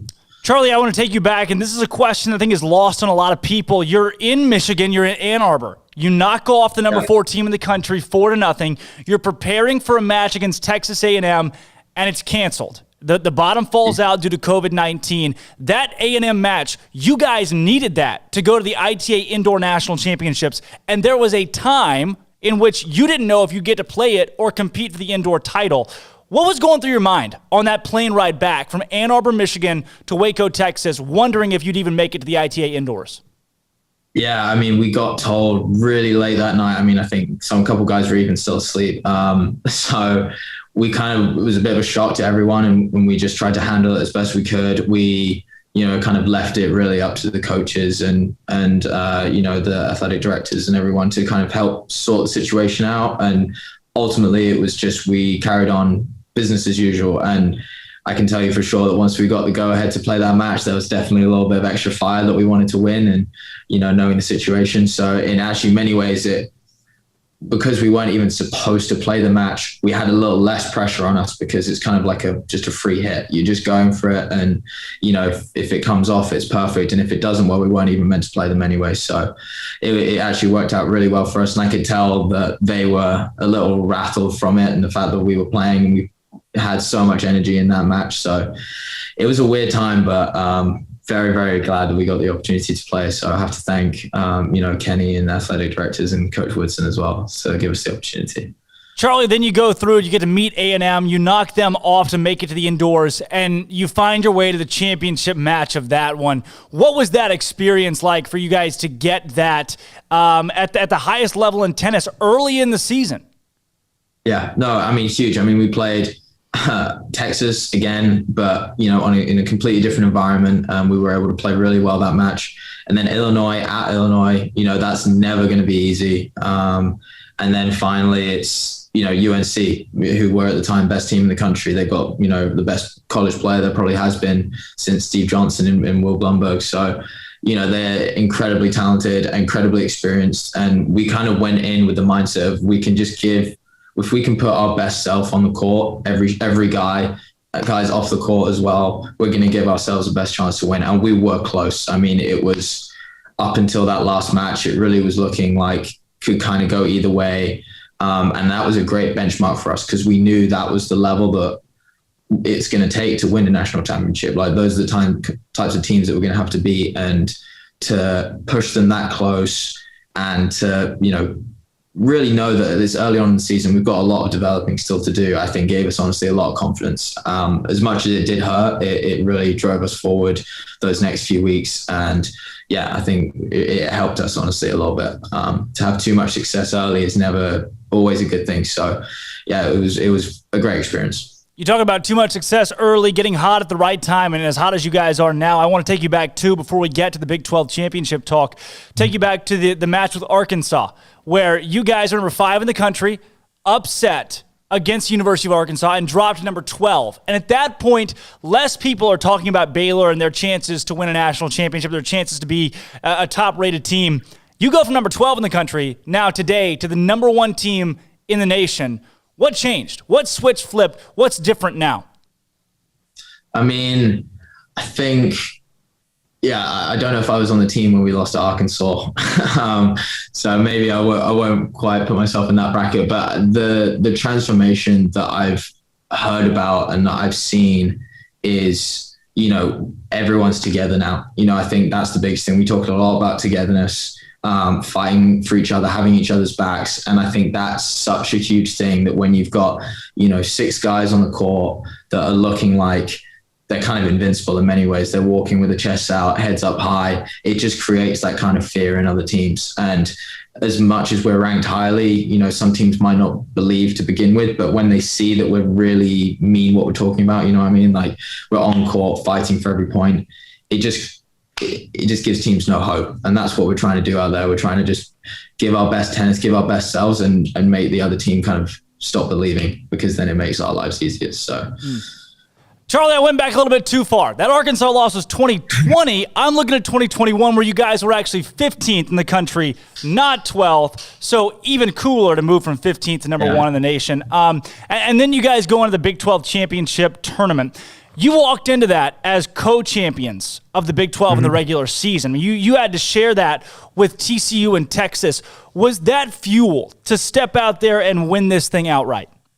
100%. Yeah, we felt like we had some unfinished business. I think the match that we had with Texas was again, really close match. And I felt like they played well. They really stepped up their level from the last couple of times that we played them. And the match that I personally had, was super close. I had a lot of chances to break and didn't. And I felt that was again, kind of a little bit more fire that we needed going into the match against TCU, knowing what was on the line. They'd already confirmed that they were going to win. So I felt like they were a little off pace as well from where they maybe normally are. And I mean, we managed to capitalize, take full advantage. And, really at one point it was looking like it could have been 6-1 or 7-0 for a time. So, to beat TCU in the way that we did with that kind of pressure, I think was huge going into the tournament itself as well. I mean, we played huge number of high level teams to begin with, but to play in that kind of pressure situation, not many teams will have done that. So I think, going into the semifinals that we played against TCU again and the final against Texas, we were prepared for high level, high pressure situations.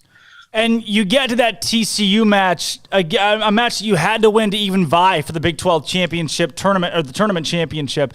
And like you said, that one was tight. There looked like a point where, especially early on in singles, where TCU had an advantage, a really strong advantage, and you guys were able to crawl it back and end up winning it in tight fashion. Walk me through that moment. The last point of the TCU match, because I know it was quite the atmosphere. I was there myself when you guys clinched it.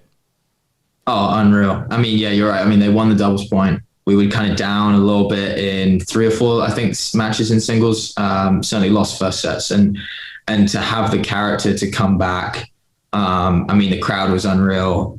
As you said, the atmosphere was insane. I've never played in an atmosphere like it. But really the way Spencer kind of carried himself, he was calm, he was composed, and the other guy you could kind of see was kind of holding on at times. And that gave, us a lot of confidence in it. And it gives your opponent confidence when you see that. So yeah, it was maybe a little bit of relief, I'm sure, for most guys to get through that. But honestly, I never really had much of a doubt that he was going to come through, if I'm being, completely honest. I trust Spence, and the way that he grinds and the way he plays, he just looked like he could go all day out there, and the other guy was starting to struggle. And I think another thing that goes along with that is, we didn't want to, rush the court and make a huge deal out of it, because we knew that we still had one more step to go. And I think that was a huge part of our mentality, and it has been for the season, is that absolutely celebrate the wins and enjoy the moment, but looking forward straight away and being prepared to get ready for what we knew was going to be a really tough battle in Texas. Well, Charlie, you look at the juxtaposition of the TCU match and the Texas match where you guys sweep, and it was all Bears. I mean, it was really all Bears. I'm looking down the stat line to win it, and the way that you won it against UT on Monday to clinch the outright Big 12 championship. What did that mean, not just to this team, but to you personally and your story moving here to play tennis at Baylor? Oh, yeah. I mean, I said to Woody, after the match, it's like, this is a reason why I wanted to come here. Like this, to play at the highest level, to play in these types of environments and with these teams, this is exactly what I was looking for out of this year. And, to finish the season, or the regular season, as we did in this kind of fashion is, I couldn't ask for anything more. And to do it with this kind of team that we have, the teammates, is incredible. So just pure kind of domination, honestly, from start to finish. We knew that, as I kind of said before, we'd played in high pressure situations like Texas hadn't necessarily, and we do have that experience. They're a really young, talented team. Don't get me wrong. They're incredibly good. But to have the experience that we had, especially guys like Connie and Sven and Matty and Addy, who have played Big 12 tournament matches, like they've played in that kind of environment, just is going to help everyone. And although myself, Spence and Nick hadn't played in Big 12 tournament, we played in some high level matches. So the experience that we had definitely helped. Along with it, now you get the chance to go for a national championship. From Big 12 championship, you go to the big dance, and there obviously the pool gets much bigger. The stakes are much larger. You're the number one team in the country, likely the number one seed moving into the national championship. The target is now on Baylor's back. You guys in many categories will be the favorite. What is it like to carry that weight?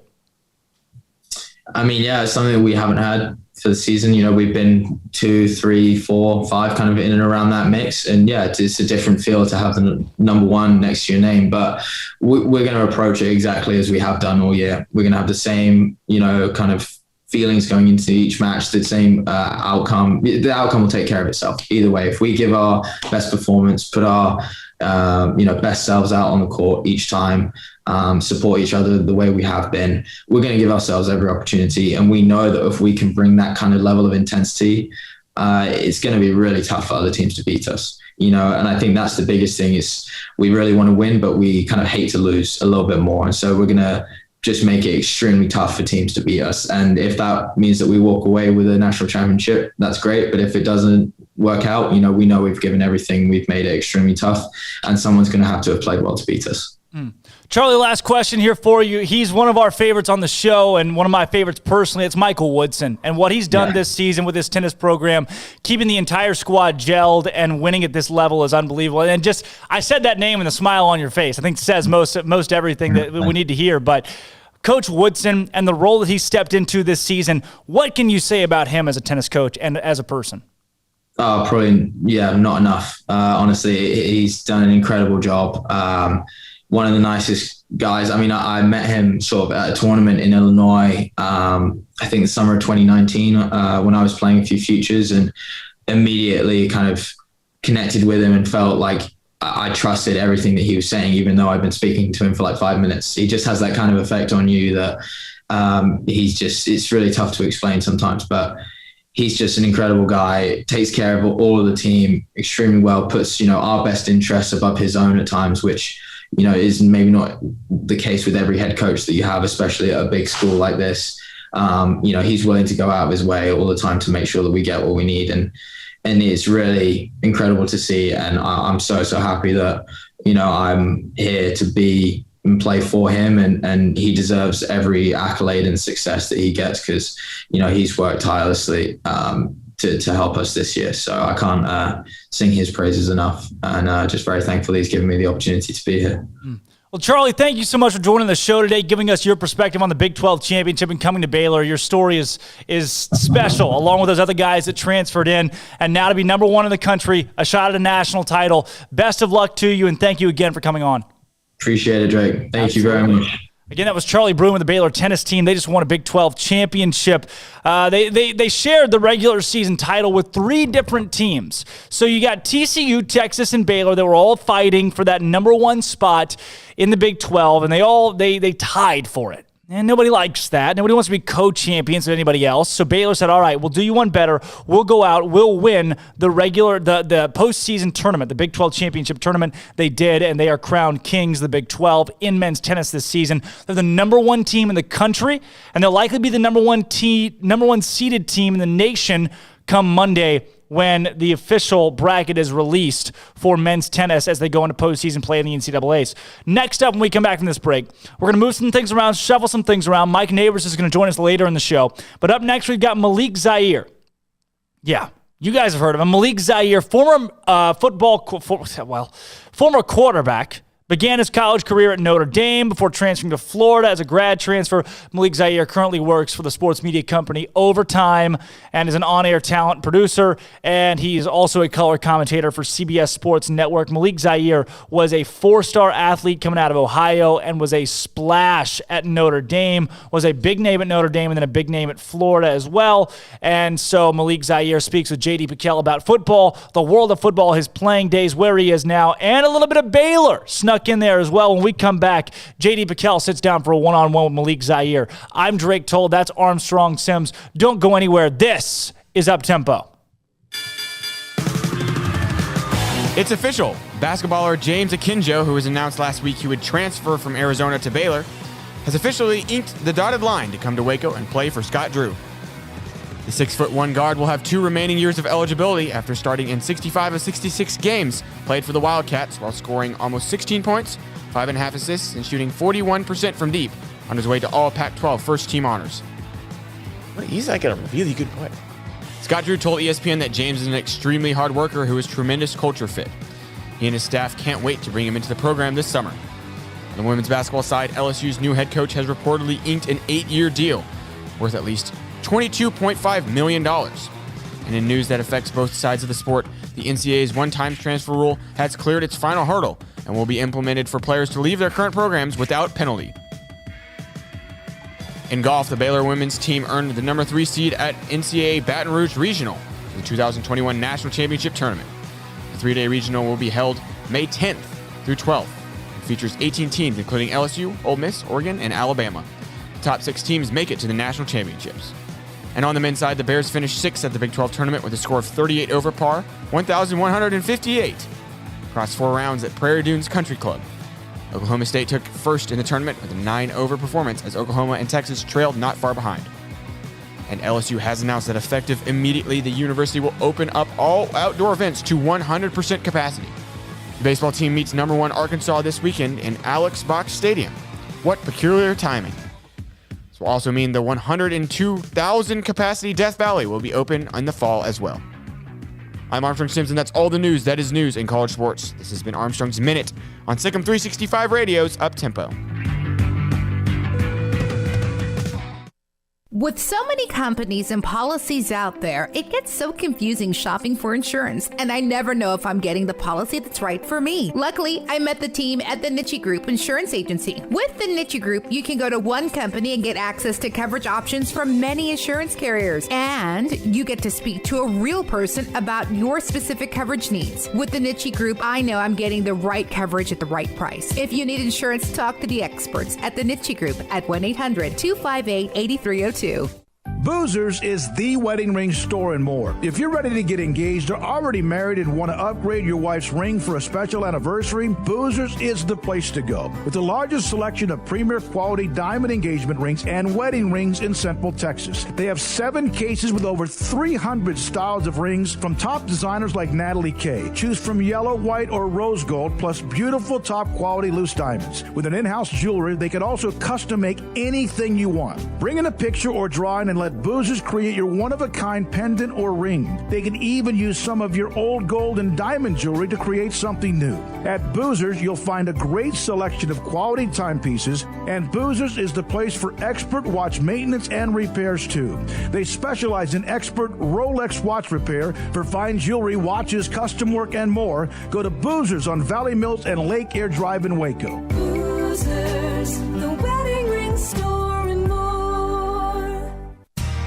How did Edward Jones become one of the biggest financial service companies in the world?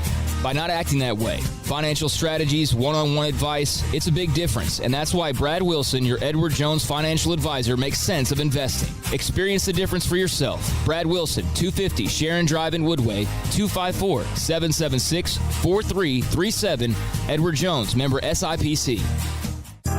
Riverbend Liquor and Wine has their easy-to-access drive-thru open and convenient and clean in-store location on the corner of Lakeshore Drive and North 19th Street in Waco. Riverbend Liquor has the best and most extensive variety of craft beer selections in Waco, and Balcones Whiskey, including single malt, pot still, baby blue, rye, brimstone, and the all-new Lineage in stock. Riverbend Liquor and Wine, family-owned and operated, and a hidden gem in Waco on Lakeshore Drive and 19th Street. And find out more on Facebook and Instagram.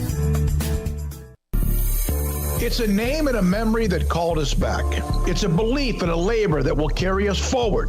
It's a time and experience that will make you return. The new Bear Ridge Golf Club, a space revitalized, a course restored, a new experience. For a tee time today, call the Pro Shop at 254-848-7800. Go to BearRidgeWaco.com, just south of Waco on Highway 84. Come join us at Bear Ridge Golf Club.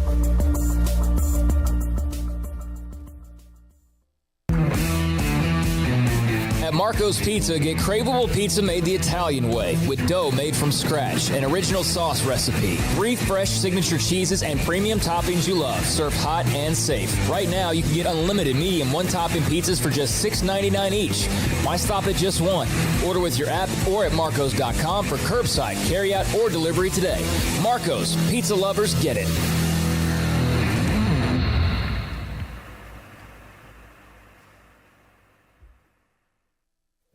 Stepping into the boots of a U.S. Army officer can add confidence and leadership skills to your son or daughter's career path. See all the things they can achieve in our boots at GoArmy.com. U.S. Army Waco Recruiting Company, 254-598-8131 or 254-776-1543. Welcome back to Up Tempo on SicEm365 Radio. No capes.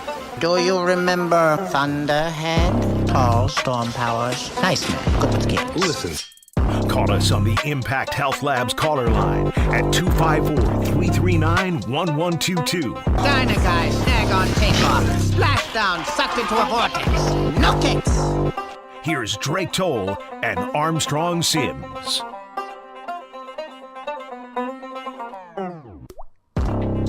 Welcome back to Up Tempo. Right now, we are joined by a very special guest, and I was trying to figure out how to introduce you best and go through your accolades. I think it'd be best just to talk about what you haven't done, but nonetheless, Malik Zaire, quarterback at Notre Dame, Florida, an analyst for CBS's college football. Malik, thank you so much for joining us, man. Welcome to the program. Man, thanks for having me, man. You know, another day, another dollar. Appreciate you even thinking of me. Yeah, of course, man. I mean, it wouldn't be right to talk about college football without someone like yourself. Now, tell me how you got into the media game a little bit before we jump into the X's and O's. Tell me about your path to being an analyst with CBS. I think it was at 24 you started. Yeah, I mean, it's pretty interesting how life can go for you when you really feel like you're in the right place and doing the things that it takes to be in the right position, you know. So we was at Notre Dame, and we ended up having like a TV show that was following our team, like kind of like a Hard Knocks. And, you know, I really wanted to get into it because I liked Hard Knocks, and I always used to watch it. So it was like our version, and played really into it really well. You got to know the people that shot it just because I was interested, and I was a film and television major, so a lot of questions or whatever. And then and then after football, after Florida, they had circled back with me. It was kind of like random. They circled back with me, and it ended up being transformed into overtime that they were doing. And crazy enough, I started doing it in football. And so then that's my introduction to like the media game, I guess.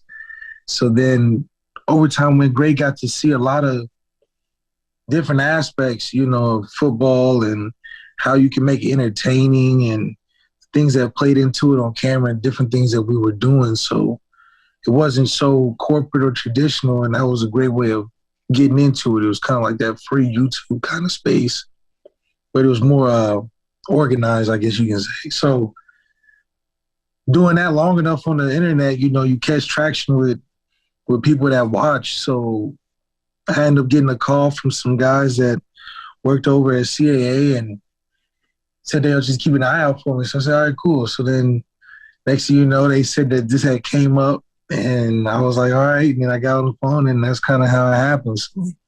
It's interesting how fast it can happen, but, you know, when you embrace what you're doing and you having a good time, you know, good things come out of it, I guess. Absolutely, man. And tell me what that was like going from playing ball to now talking about ball and bringing it to people in their living room.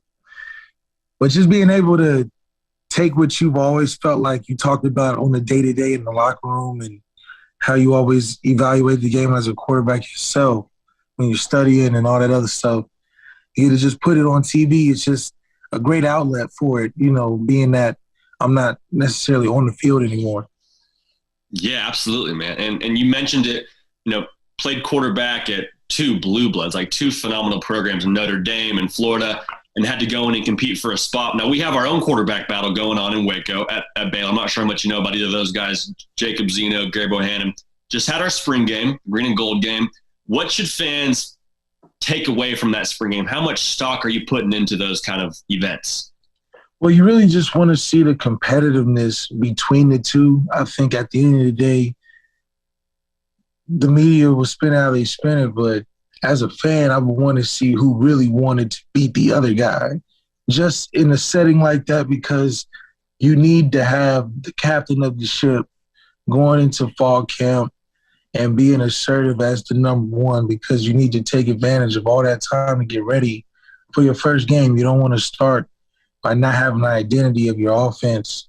So it needs to be, as a fan, I would feel more comfort in who really wanted to outdo who on the indirect way of seeing it, you know, not blatantly they're just back and forth, but you want to see who's really trying to make it the lasting impression, because, you know, you go right back into training for that period of time. Mm-hmm. Because the temptation as a fan for us, it seemed like one quarterback, Jacob Zeno, was sort of the guy going into that spring game, then comes out, Gary Bohannon lights it up. So now everybody in Waco is saying, wow, is Gary Bohannon our starting quarterback? And I think you made a good point there. It takes more time to figure out who exactly is your guy. We're hoping that guy's figured out in-house before fall camp starts. But, I mean, that brings us to my next question. How much of a disadvantage is it to not have a guy after fall camp? I mean, do you want to have someone go? It's a 4-8 season. It's just an automatic 4-8 season. I believe that I've been fortunate enough to be in enough situations and see the outcome of what it looks like with similar situations to those of what you guys are facing, and that it can either be 10-2 season, on the verge of championship, national championship playoffs, or it can be a 4-8 season real fast with a bunch of people getting fired, a bunch of people leaving, being frustrated, when you have the ability to be better than what your record is showing you. But that's how important it is that you have to have a number one guy going into it. Now, you're going to have the exceptions of those Clemsons and Alabamas, but that's a different level of football as well. Just from a recruiting aspect, a lot more plays into it. You can me and you can both go in there right now and win 8 games at least, so that's what you shouldn't look at them as the example. You should look at them as an example. Yeah, that's what I'm loosening up the wing over here, man. I played a little bit of college football at Cornell. I didn't necessarily play quarterback. I was a wildcat quarterback. I didn't really play quarterback specifically, but I mean, if they need somebody, I think you and I can get the job done. I'm with you. Oh, yeah, 100%. The type of guys they got, or just with the offensive line they got, you have a lot of time to decide what you want to do, Mm-hmm. And that's kind of the thing, too. For Baylor right now, the offensive line has a lot of question marks. So for a new quarterback to step in there with so much uncertainty around him, what is that like for a quarterback when you're already in a battle and you have to worry about the other 10 guys around you doing their job? How much pressure does that add? Well, it's not so much well, every person, I guess, looks at it differently. I would look at it not so much as pressure, but just an opportunity to really prove to yourself if you got what it takes to put the team together. I mean, there's a lot of teams around college football that have a lot of things wrong with them, but their quarterback is so good that you can kind of mask that, the insufficiencies that you may have on the offensive side of the ball. Yeah, but thinking about it in general, I mean, who has a great offensive line in general? That you can just say, yeah, my offensive line is Alabama's just as the standard. Nobody is consistently like that. So as a quarterback in a quarterback competition, it's the best that you don't have a great team around you, because, the ones that are going to make it look like you don't have inefficiencies are the ones that you want to ride with at the end of the day. I like you saying that. Okay, that's interesting. That's going to change how I watch this battle going forward. Now, also for Baylor, last season had a new first-year head coach in Dave Aranda, and it was a big disappointment in a lot of ways, only winning 2 games. But again, there's kind of that asterisk of, hey, it was a COVID season. How much stock do you put into, or how much – this is a better way to ask it – how much of a pass are you giving to those first-year head coaches when it comes to last season? Yeah, I think a lot of it just depends on how strong is the culture. If you don't have the leaders on your team really solid, you just need a few solid guys in the right places. And if you don't have that influence of the coach to those guys, to the players or the team, it's kind of tough to keep the whole team together, especially when you're going through stuff like this, because there's so much uncertainty. So if the core guys got uncertainty, the whole team is uncertain. So establishing a culture and rebounding from those mistakes hopefully can transform the seasons from 2 wins to 10 wins. Yep. And I thought you made a good point there in terms of what plays into a successful season. Now with the transfer portal one-time waiver, you being a grad transfer from Notre Dame to Florida, so a little bit different. What's your take on that? I mean, and how it's going to help athletes and teams going forward? It's super important. It's kind of like NBA free agency. You get a chance to stack up your team with some of the right fits that you may need to another year to develop, maybe in the offensive line, maybe emergency quarterback type of situation. A lot of one-year things that, you can, for teams that want to win now, they can take more advantage of it, and hopefully it can make teams more competitive in the near future. But I do think it also has a negative effect on recruiting.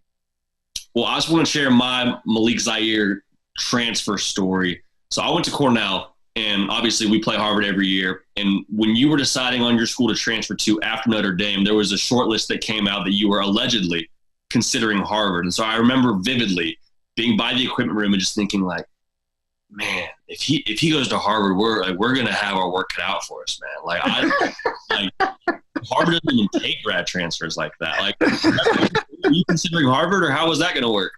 Oh man, that's an interesting thing you said that. I honestly don't know where it really came from, but I do have a friend at Columbia that plays, so his name's Cameron, but it's interesting. I wouldn't mind it. And another friend I had, Trey, who played for Yale, actually quarterback over at Yale. Okay. I'm pretty close with him, so I think it would have been interesting for sure. I think it would have been a same intellect type of that went into the football game, but maybe just different weather. Man, it would have been interesting for us, I'll tell you that much, if we were having to play you on Saturdays instead of some other kid who's a 2-star from Nowheresville, New Jersey. But man, I appreciate you coming on. I appreciate you coming in and sharing your insight with us. Excited to track your successes and watch you on Saturdays here again real soon. Man, I appreciate you for having me, man. This is a great show right here, and I'll keep going, and thanks for having me, and I'll come back whenever you need me. Awesome. Again, Malik Zaire of Notre Dame, Florida, formerly Overtime, now CBS, doing their color commentary for their college football games on Saturday. Now, don't go anywhere. We're going to be right back. Keep it locked right here. Again, this is Uptempo. It's official. Basketballer James Akinjo, who was announced last week he would transfer from Arizona to Baylor, has officially inked the dotted line to come to Waco and play for Scott Drew. The 6'1" guard will have 2 remaining years of eligibility after starting in 65 of 66 games played for the Wildcats while scoring almost 16 points, 5.5 assists, and shooting 41% from deep on his way to all Pac-12 first-team honors. He's like a really good player. Scott Drew told ESPN that James is an extremely hard worker who is a tremendous culture fit. He and his staff can't wait to bring him into the program this summer. On the women's basketball side, LSU's new head coach has reportedly inked an 8-year deal worth at least $22.5 million. And in news that affects both sides of the sport, the NCAA's one-time transfer rule has cleared its final hurdle and will be implemented for players to leave their current programs without penalty.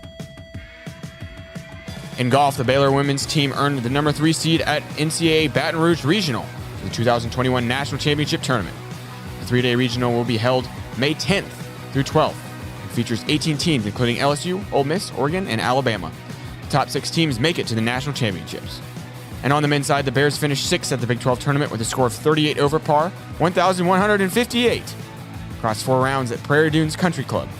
Oklahoma State took first in the tournament with a 9-over performance as Oklahoma and Texas trailed not far behind.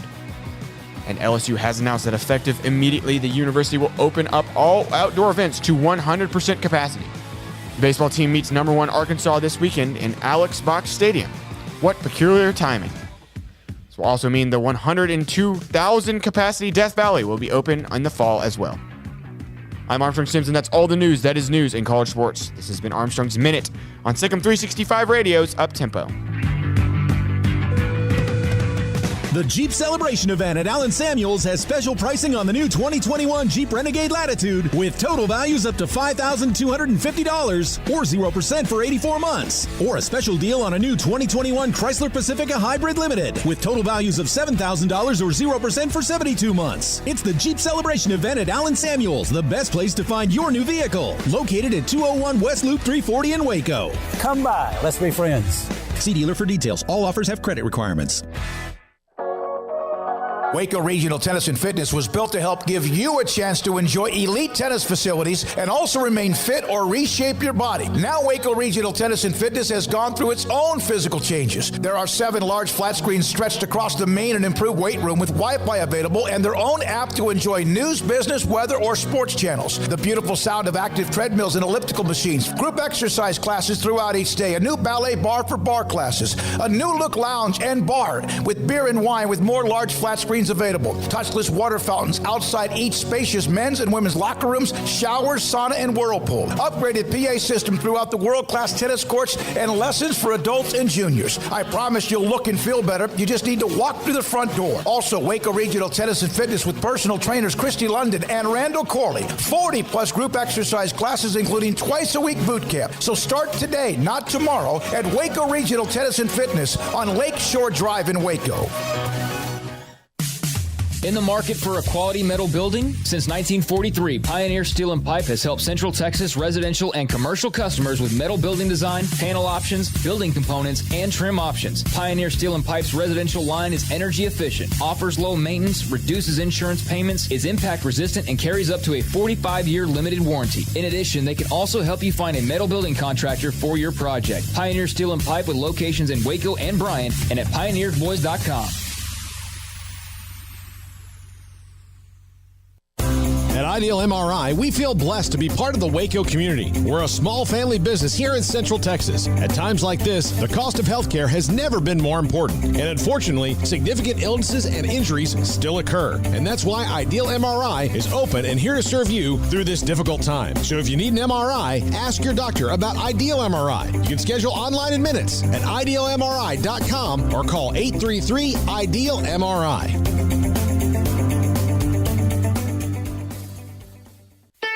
Don Humidor, your home with a 48-foot walk-in humidor with the elite cigar brands from around the world, including the #1 cigar of the year, Aging Room Cuatro Nicaragua. Plus, they have the great brands like Macanudo and Artur Fuente, Rocky Patel, Aston, and so much more. CBD, great for sore muscles, aches and pains, sleep, Vita Dreams, and anxiety, mild depression, general health and wellness. Their staff very knowledgeable on the subject. If anyone is curious about CBD, ask Carol and Ashley. Don Humidor in the Townwood Shopping Center off Valley Mills in Waco.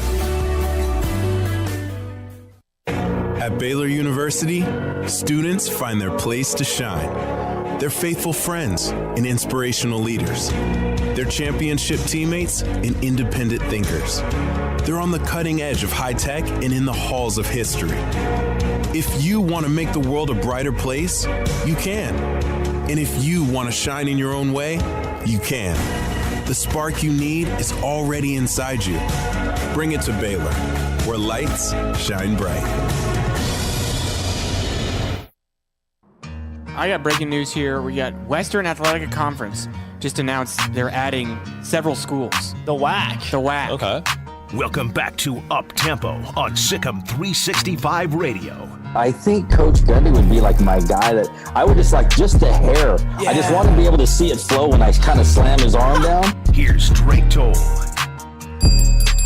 Welcome back into the Petty Clinic Low T Bears Den. Happy afternoon, everybody, on Thursday. Thursday, it's all one and the same, whether you're in Guam or the Continental 48. It is Thursday today.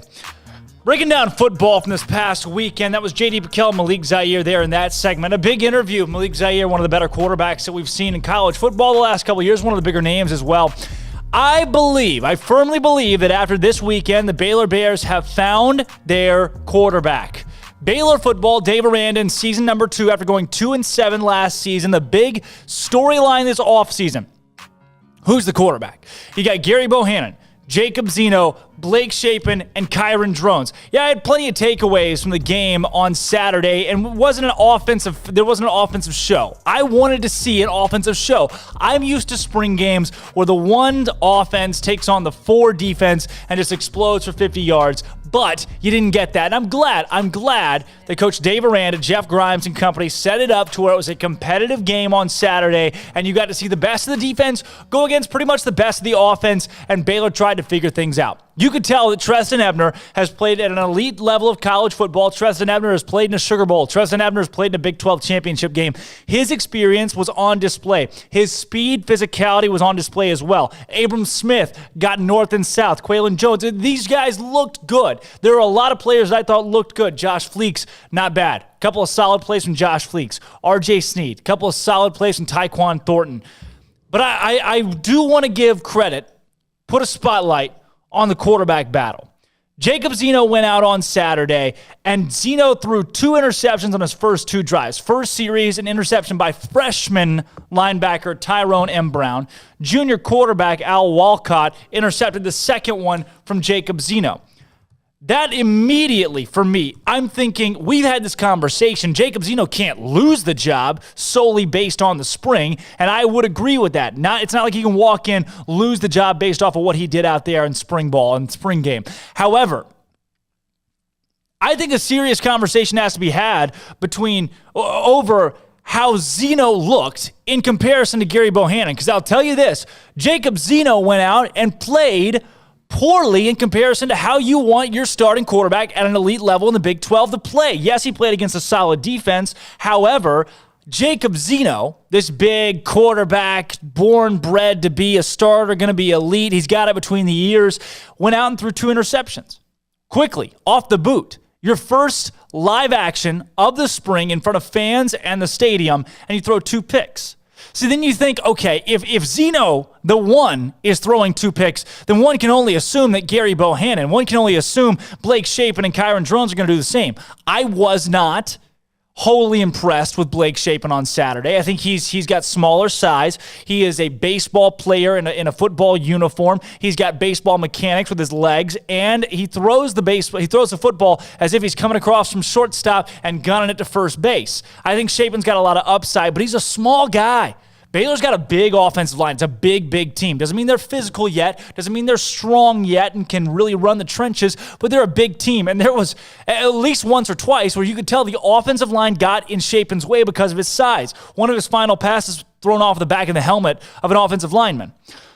Another takeaway, before we get to who I think Baylor's quarterback is going to be and needs to be, another takeaway, Kyron Drones is huge. Kyron Drones is listed right now, his last high school listing was 6'2", 195. I think Kyron Drones, from what I saw on a football field, 6'3", maybe 6'4". I mean, he looked tall in comparison to his line too, which I loved, and that guy looks beefy, like a 215, maybe 220. I mean, he looks like he has put on some legit muscle. He was the biggest quarterback that stepped on the football field. I think Kyron Drones could be the future. If he doesn't see playing time this next season, I'll be surprised. But I want to take the attention now to Jacob Zeno and Gary Bohannon. Gary Bohannon, based off of what we saw in the spring game on Saturday, based solely off of that, should be the quarterback, should be the starting quarterback next season, period. Based not just off of the spring game, Gary Bohannon should be the starting quarterback for Baylor next season as well. I think all things considered, spring practices, spring game, and the entire body of work that Gary Bohannon has put together should be considered when listing your starting quarterback for Baylor come next season. I want to take you back the 2019-2020 football season for Baylor. And Gary Bohannon was the guy that stepped into situations for Baylor where they needed someone to take over for Charlie Brewer because Charlie Brewer was hurt. Remember the concussions. Charlie Brewer had plenty of injuries across that entire season, and you just knew, okay, there are going to be games and times, which there were, where he wasn't able to go. That happened. And who stepped up into those situations? Gary Bohannon. Look at the Kansas State game that season. Look at the Oklahoma State game. A couple of games where you needed somebody to finish things off or somebody to come in and win. Kansas State specifically, you're on the road. Gary Bohannon comes in the game after Charlie Brewer gets hurt, leaves a drive that solidifies the game, that wins the game for Baylor. Gary Bohannon has that kind of experience. Yes, we've been over this. Jacob Zeno threw 2 great passes in the Big 12 championship, but I strongly believe that Zeno is not ready to take the helm of this program, be an elite starting quarterback for the Baylor Bears. Do I think Jacob Zeno could walk into Oklahoma right now and be pretty solid, maybe all Big 12 selection? I do. Here's why. The difference in physicality, the difference in offensive line, the difference in weapons.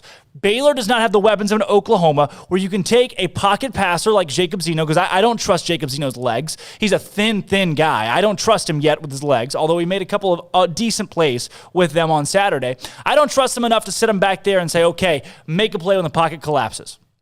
I don't. In my analysis, Jacob Zeno, if he's got a great offensive line, can stand back there, be a Trey Lance-style quarterback that stands up tall, throws the football, could be fine, but you don't have that at Baylor. That's not what exists at Baylor. Instead, you have an offensive line that's spotty, that you're going to need grad transfers to come in, and if they don't come in, especially if they don't come in, you need a quarterback who is his own offensive line. Listen to that. Hear me. Gary Bohannon is his own offensive line. Gary Bohannon creates plays when there's not a play there.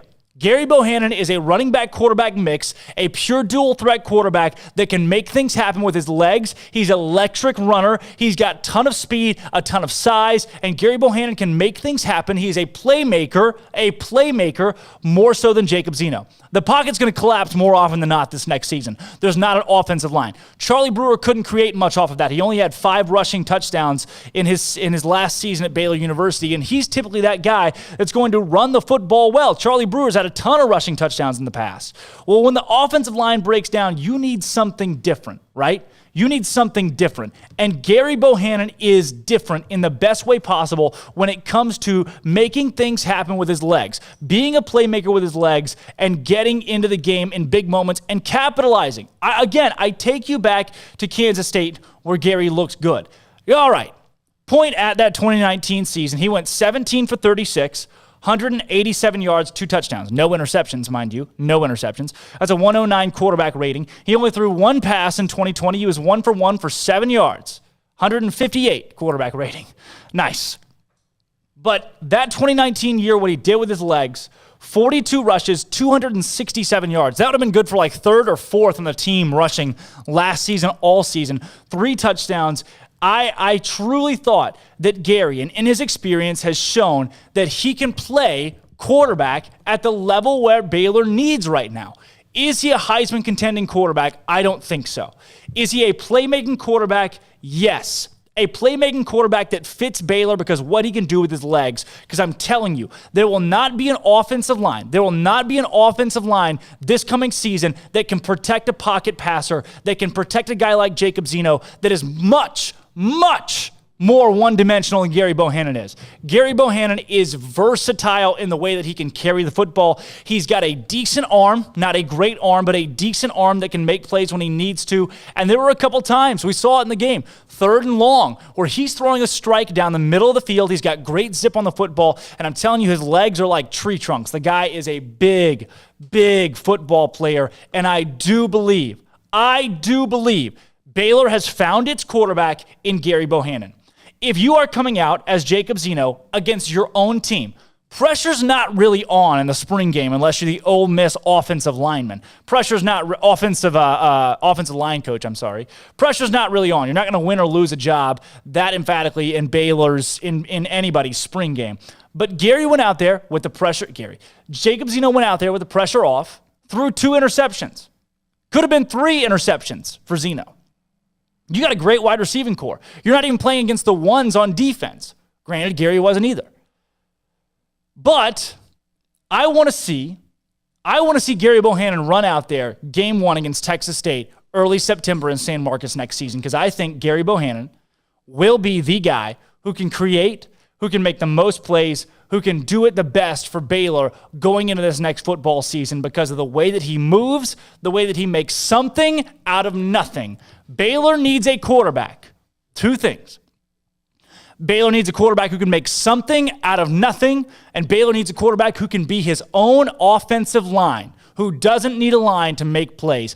Gary Bohannon is both of those things, and I firmly believe where he is right now that Jacob Zeno is not either of those things yet. I like Zeno. I think he's got a lot of potential, but he's not there yet. And with his current system, I don't think he's going to fit that yet. Yes, Jeff Grimes, you want a player like Zach Wilson who can sit in the pocket and launch it. And I think Jacob Zeno can do that, but you don't have the personnel, you don't have the offensive line to ask someone to do a 4-step, 5-step, 7-step drop back, go deep in the pocket and try to launch a football because they're just not going to have time. They're not going to have time to sit in the pocket at all with the offensive line that currently is at Baylor University and with Baylor football. You only have maybe 2 guys that are a lock to start on the line, and that, with it being April 29th, is not a good sign.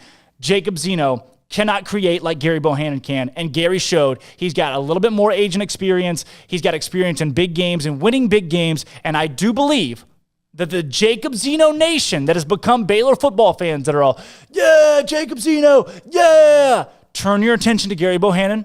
Lock into Gary Bohannon and understand that Gary Bohannon might just be the starter game 1 in San Marcos against Texas State. And when he is, if that comes and happens, Everybody should be on the GB11 train, baby, because Gary can win football games. Gary can be a legitimate starting quarterback and win football games. I say you start the hype train right here, right now for Gary Bohannon to be Baylor's starting quarterback next season, because from what I have seen so far, full body of work, Baylor has found its quarterback, and his name is Gary Bohannon, and I'm happy about it. I am happy about it because Gary can create. I'm Drake Toll. That's Armstrong Sims. When we come back from this break, we got a couple of different things that are in the works right here. Possibility of having Mike Neighbors, University of Arkansas. And I know that's been a tricky get for us in the last couple of days. We're working through some stuff, a lot of stuff with him, and some issues technically on his end. So we're hoping to get that. If not that, I'm going to open it back up to the mailbag on SicEm365.com on the forum, where we talked about who the future women's basketball coach is at Baylor. There are still a lot of questions and comments that I've not gotten to on there. And if Mike Neighbors is not able to join us, we'll open up the phone lines, 254-339-1122. Call us or text us. You can text with your thoughts today as well, and we'll get to those and answer any question or topic that you may have or want to hear about on Uptempo today. Thanks for watching. If you're watching out there on Twitter, make sure you go to YouTube, log in on YouTube, subscribe to SicEm365, download the SicEm365 app. You can connect Uptempo to your car, listen while you're driving, listen at work, connect it to your Bluetooth, whatever works best for you. We want it to work for you. I'm Drake Toll. That's Armstrong Sims. When we come back, more talk about Baylor and its current search for a women's college basketball coach. This, don't go anywhere, is Uptempo. It's official. Basketballer James Akinjo, who was announced last week he would transfer from Arizona to Baylor, has officially inked the dotted line to come to Waco and play for Scott Drew. The 6'1" guard will have 2 remaining years of eligibility after starting in 65 of 66 games played for the Wildcats, while scoring almost 16 points, 5.5 assists, and shooting 41% from deep on his way to all Pac-12 first-team honors. He's like a really good player. Scott Drew told ESPN that James is an extremely hard worker who is a tremendous culture fit. He and his staff can't wait to bring him into the program this summer. On the women's basketball side, LSU's new head coach has reportedly inked an 8-year deal worth at least $22.5 million. And in news that affects both sides of the sport, the NCAA's one-time transfer rule has cleared its final hurdle and will be implemented for players to leave their current programs without penalty.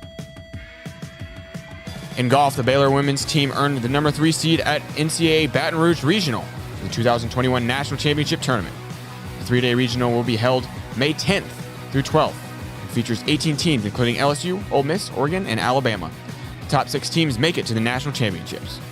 And on the men's side, the Bears finished 6th at the Big 12 tournament with a score of 38 over par, 1,158, across 4 rounds at Prairie Dunes Country Club.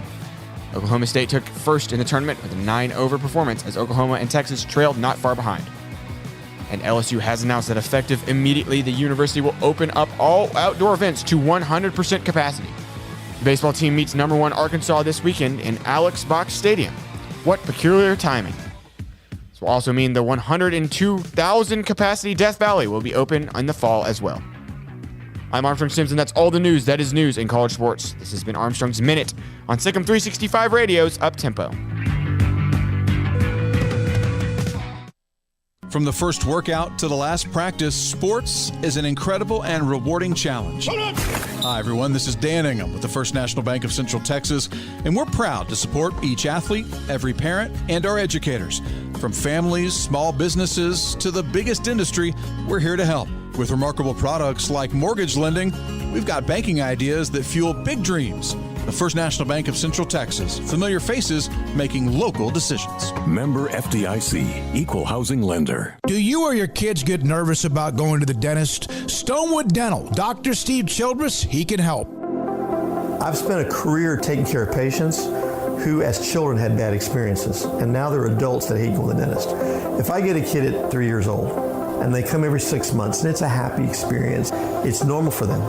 Now they have an accident at 6 or 7 or 8 at school. Now they have a broken tooth or a trauma, and they have to come here. They're used to lights, they're used to the water in their mouth, they're used to experience, they already trust us.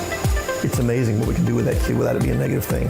But if I see a 6 or 7 or 8-year-old that's never been to the dentist, and now they have a trauma or an unfortunate unexpected toothache, it's harder to do that for that kid and it not be somewhat of a negative experience. So bottom line is I try to teach kids and adults and teenagers and everybody the way I'd want my family treated, which is where it's a necessary part of life. You just take care of it. It doesn't have to be that big a deal. Learn more, stonewood-dental.com.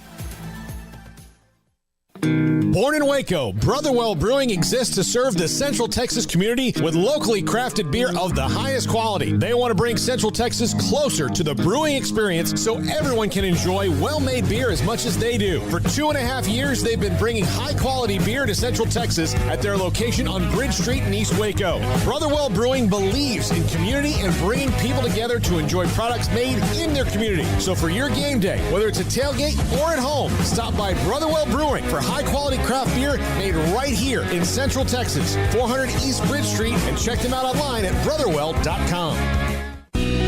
Let Camille Johnson Realtors guide you seamlessly through the process of buying your dream home or selling your current one. Commercial, farm and ranch, or residential, Camille Johnson Realtors can smoothly and successfully lead you through any transaction. With a team of 28 experienced agents who are excited about serving you, Camille Johnson Realtors services the entire greater Waco area. If you're in the market to buy or sell, contact Camille Johnson Realtors, 104 Midway Center in Woodway, or find them online at www.camillejohnson.com. Camille Johnson Realtors, elegant, charming, warm. Welcome home. Southwest Sports Medicine and Orthopedics, the team physician of Baylor Athletics. Our doctors specialize in the diagnosis and treatment of any and all sports-related injuries, celebrating over a decade of service in Central Texas. Our doctors are equipped to handle a wide range of issues, whether it's your foot or ankle, orthopedic spine care, your hand or wrist, knee and shoulder pain, or if you're in need of our arthritis or total joint clinic. Come see us at the new Baylor Scott and White Ted and Sue Getterman Sports and Orthopedic Center. Trusted doctors at Baylor Trust, Southwest Sports Medicine and Orthopedics. Our goal is to get you back in the game. Texas Farm Bureau Insurance has protected fellow Texans with auto, home, health, and life insurance since 1952. With more than 260,000 square miles of land and 27 million people, that's a lot to cover. Whether you're wrangling cattle or wrangling kids, we're proud to protect Texans in all Texan ways of life. Stop by and see our agents at one of our 3 McLennan County locations. Coverage and discounts are subject to qualifications and policy terms and may vary by situation. Welcome back to Up Tempo on SicEm365 Radio.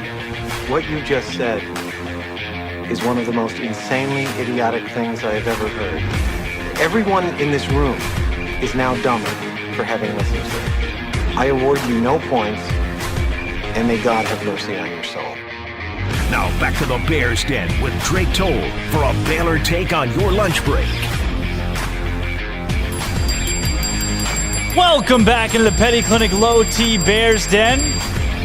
All right. Gonna open up some more of this, so we're gonna open the phone lines up, 254-339-1122. You can call us or text us. Let us know, let us know how you're feeling. Let us know how you're feeling today about this women's basketball coaching search or about football, both topics that are hot today. Gonna open that up and take those. And then 254-339-1122. You can text us as well. Well, this comment here says from Juan Antonio R. Can anyone show some compassion for us women's basketball fans? Losing Mulkey is devastating, and trashing her is not making us feel better. Well, I do like to read and respond to every comment that we get, whether it be controversial or happy and go lucky. And with that one right there, I do have to say this. I don't believe anybody's necessarily trashing Kim Mulkey. I don't think anybody on this show, on the afternoon show, or in general related to SicEm365 has said anything incorrect about Kim Mulkey. Have we said she's a Spitfire? Have we talked about attributes of her personality that are true? Yes. Have we talked about where she may not have been the best culture fit for what Mack Rhoades is building at Baylor? Yes. Is that trashing someone or telling the truth? And it's telling the truth. Mulkey's a legend. Mulkey's someone that everybody respects in the game of women's college basketball, of course. However, in a situation like this, you have to tell it like it is, be truthful, and at the end of the day, and I'm sorry that I have to say it so bluntly, move on. It's time for everybody to move on. Kim Mulkey's not the coach of Baylor University anymore, and I don't want to lose any sleep over it. I don't think we should still be losing any sleep over it, because it's time to hire a new coach and support that new coach just as much as the fan base supported Kim Mulkey. And that's a fact. That if we're still talking about how, I am devastated at losing Kim Mulkey. Well, yeah, you can be sad. A lot of us are Kim fans. A lot of us who knew Kim personally or been around Kim personally, those folks, they're upset that Kim's leaving. And I can absolutely see that. They should be. Most folks should be upset that Kim's not at Baylor anymore. But you know what? It's Thursday. That happened on Sunday. It's time to move on to who's next. It's very blunt. It's very tough. It's been 21 years, but it's time to go. Pack your bags. Get it ready to rock. It's time to go. There's a new head coach coming to town. We got to accept that, embrace that, and move along. Golden Bear 03 on the mailbag about the women's basketball head coaching search said, I heard Saban's wife was scouting for homes for sale in Waco last weekend. Hey, maybe she was just visiting Magnolia, but there could be something there. There could be something to it. Checking the Zillow searches, checking some plane tracking. I love the plane tracking. And then we had Set Shot said that I'd be very surprised if Rhodes has Molly Miller on his list, and even more surprised to learn that she's being seriously considered as a candidate. Brian Etheridge said, as usual, correct. Oh, come on. Dream crusher. Come on, let us dream. Jack in DP says, Freeze seems to be giving us the cold shoulder. Jack, you must have different sources than I do, because I don't even know if Freeze has been contacted by Baylor. I would not be surprised. I would say Molly Miller has gotten more sniffs than Brenda Freeze has on this job. Bearcat says, I'm hoping it is Satia Messer. I do want to note, I think we're creating a breed. You know that there's like the Jacob Zeno, the Jay-Z 14 guys out there that are like, yeah, it is Jacob Zeno or bust. He is going to be the quarterback at Baylor. There's a lot of those folks that exist out there. Are we creating a pool of Jay-Z 14 fans, except instead of for Jay-Z 14, we're creating the pool for Molly Miller? I think the answer is yes. And that's a dangerous game to be played because Satia Messer, or maybe longer shot than Satia Messer, maybe Bill Brock is who is next for Baylor. And I definitely don't want anyone to think, hey, if we get Bill Brock, hey, if we get Satia Messer, that there is this, we're not going to be as good as it would have been with Molly Miller. I think Mac Rhodes is going to make the right decision in this. I wouldn't be surprised at all if it ends up being Satia Messer or Coach Bill Brock. So more surprised if it's Coach Brock, but don't be upset if it's Satia Messer. Clavin, I'm going to go with either. Molly Miller is now one season as D1 head coach. She did very well. She also recruited the top Missouri high school player to GCU. Also, this is a mailbag I opened for questions about the women's basketball coaching search in general, and it's like, don't think that I'm doing another Molly Miller segment. This is just the questions that we got on this mailbag. Everybody just wants to know about Molly Miller. That's the hot topic right now, which more power to you. I mean, it's what's got traction on the coaching search. Says, when you got a good coach, when you're a good coach, you're going to win. You're a good coach. He compares her to Chip Kelly. Chip was an offensive coordinator at New Hampshire before being hired to the OC at Oregon, was a head coach within 2 years at Oregon, was great at Oregon. So, yeah, maybe she doesn't have the experience, but a lot of coaches start somewhere. They start somewhere. And I'm telling you again, if you hire a young Scott Drew or a young Kim Mulkey into a program with winning pedigree like Baylor is now, they're going to win right away. And I think Molly Miller is a lot like that. This says, Slimecap says, my hope is to cheer for head coach Messer. A, continuity in program for current athletes. Have you read the story about how Carolyn Peck won a national championship as a head coach at Purdue? Carolyn Peck, an assistant, became a head coach and won a championship. B, she is an accomplished Power 5 women's basketball letterman who played in the Final Four. C, named outstanding head coach of the year in the OVC conference. D, extensive recruiting experience, hired summer of 2013 as an assistant coach and recruiting coordinator. When you look at the photos of the 2019 championship team, remember, Messer was the one recruiting. She was the recruiting coordinator during that time period.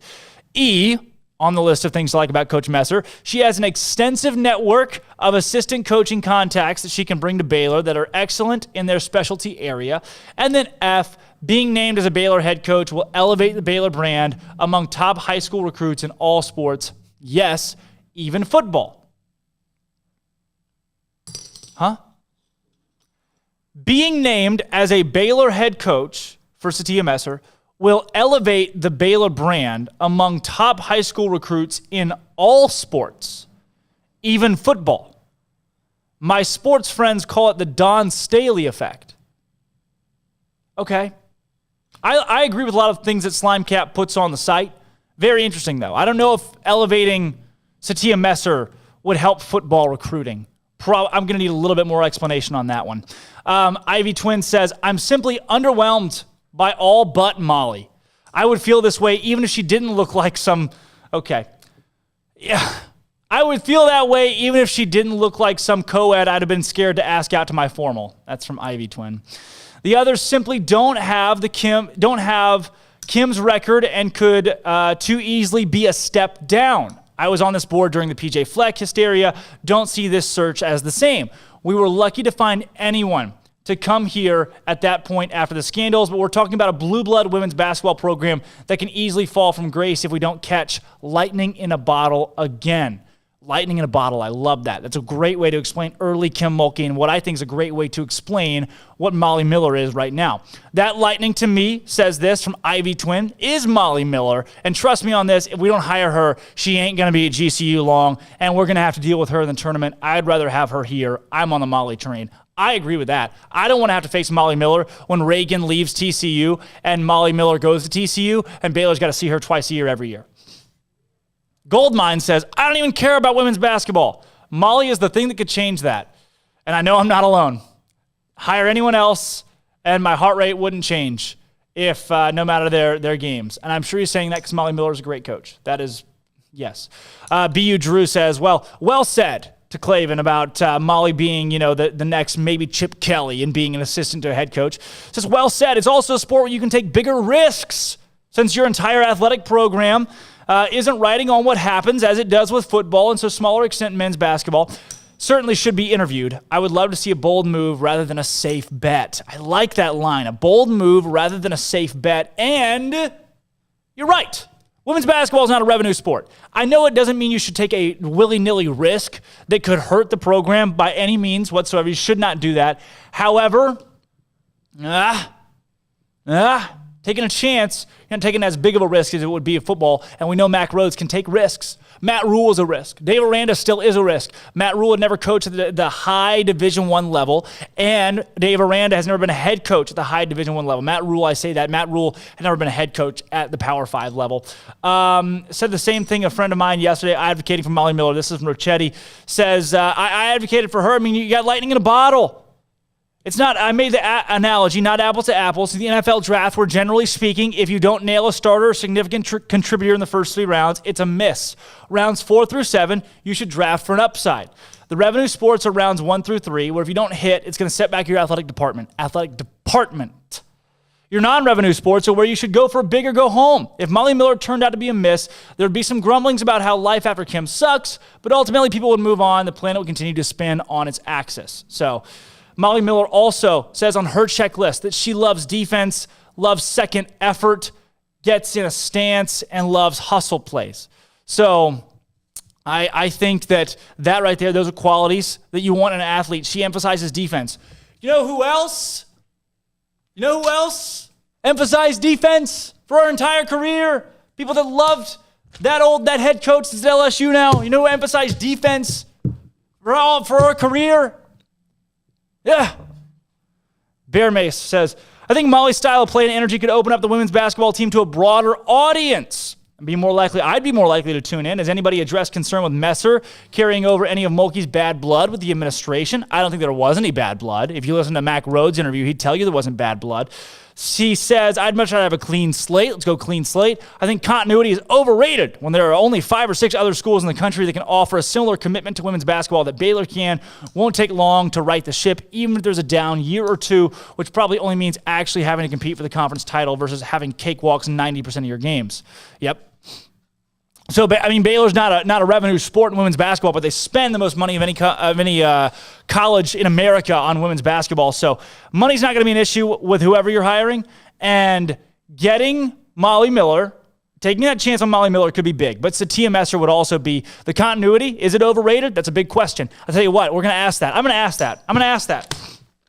Coming up next with Doug Feinberg. He is the head women's basketball writer for the Associated Press. If there's anybody that knows anything about women's college basketball, Kim Mulkey and the like, on the national scale, it's Doug Feinberg. He is a genius when it comes to women's basketball. And we're going to hear his thoughts next on who Baylor should hire, because I'll tell you what, Doug Feinberg, he's the one. If anybody that knows, it's Doug Feinberg that knows. I'm Drake Toll. That's Armstrong Sims. When we come back, we're joined by Doug Feinberg of the Associated Press. He's going to tell us who Baylor should hone in on as their next women's basketball coach and why Kim Mulkey left, what he sees in Kim Mulkey leaving, and why this happened at Baylor, and why this happened now at Baylor. Doug Feinberg, a women's basketball expert on the national scale, joins us next. Don't go anywhere. When we come back, it's Doug Feinberg on Up Tempo. I'm Drake Toll. That's Armstrong. And I just said it, and I'll say it again, because this is Up Tempo. It's official. Basketballer James Akinjo, who was announced last week he would transfer from Arizona to Baylor, has officially inked the dotted line to come to Waco and play for Scott Drew. The 6'1" guard will have 2 remaining years of eligibility after starting in 65 of 66 games played for the Wildcats while scoring almost 16 points, 5.5 assists, and shooting 41% from deep on his way to all Pac-12 first-team honors. He's like a really good player. Scott Drew told ESPN that James is an extremely hard worker who is a tremendous culture fit. He and his staff can't wait to bring him into the program this summer. On the women's basketball side, LSU's new head coach has reportedly inked an 8-year deal worth at least $22.5 million. And in news that affects both sides of the sport, the NCAA's one-time transfer rule has cleared its final hurdle and will be implemented for players to leave their current programs without penalty. In golf, the Baylor women's team earned the number 3 seed at NCAA Baton Rouge Regional, the 2021 National Championship Tournament. The 3-day regional will be held May 10th through 12th. Features 18 teams, including LSU, Ole Miss, Oregon, and Alabama. The top 6 teams make it to the national championships. And on the men's side, the Bears finished 6th at the Big 12 tournament with a score of 38 over par, 1,158, across 4 rounds at Prairie Dunes Country Club. Oklahoma State took first in the tournament with a 9 over performance as Oklahoma and Texas trailed not far behind. And LSU has announced that effective immediately, the university will open up all outdoor events to 100% capacity. The baseball team meets number 1 Arkansas this weekend in Alex Box Stadium. What peculiar timing. This will also mean the 102,000 capacity Death Valley will be open in the fall as well. I'm Armstrong Simpson. That's all the news that is news in college sports. This has been Armstrong's Minute on SicEm365 Radio's Up Tempo. I hate my job, but I don't mind getting up in the morning. I dread each day, but I can't wait to get out of bed. You ask me why, and what I'll say to you is true. Well, you can get breakfast tacos at Rudy's Barbecue. Scrambled eggs and brisket, they ain't fooling around. Sausage wrap, son, they're the best in town. Barbecue for breakfast, yes, it's true. Put a smile on your morning at Rudy's Barbecue. Next in line. It's a name and a memory that called us back. It's a belief and a labor that will carry us forward.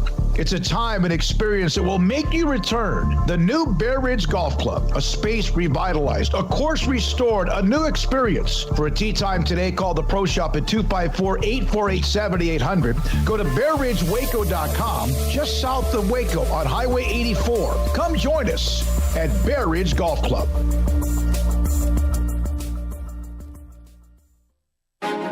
Texas board-certified personal injury trial lawyer and Baylor alum David Willis and Baylor alum Parker Willis are ready to help if you or a loved one has been wrongfully injured in an auto accident, SUV rollover, industrial accident, 18-wheeler crash, or were seriously injured by a defective product or recall drug. Call them for a confidential and free case consultation at 1-800-GOT-HURT or visit them at TexasTrialLawyer.com. Principal office located in Houston, Texas.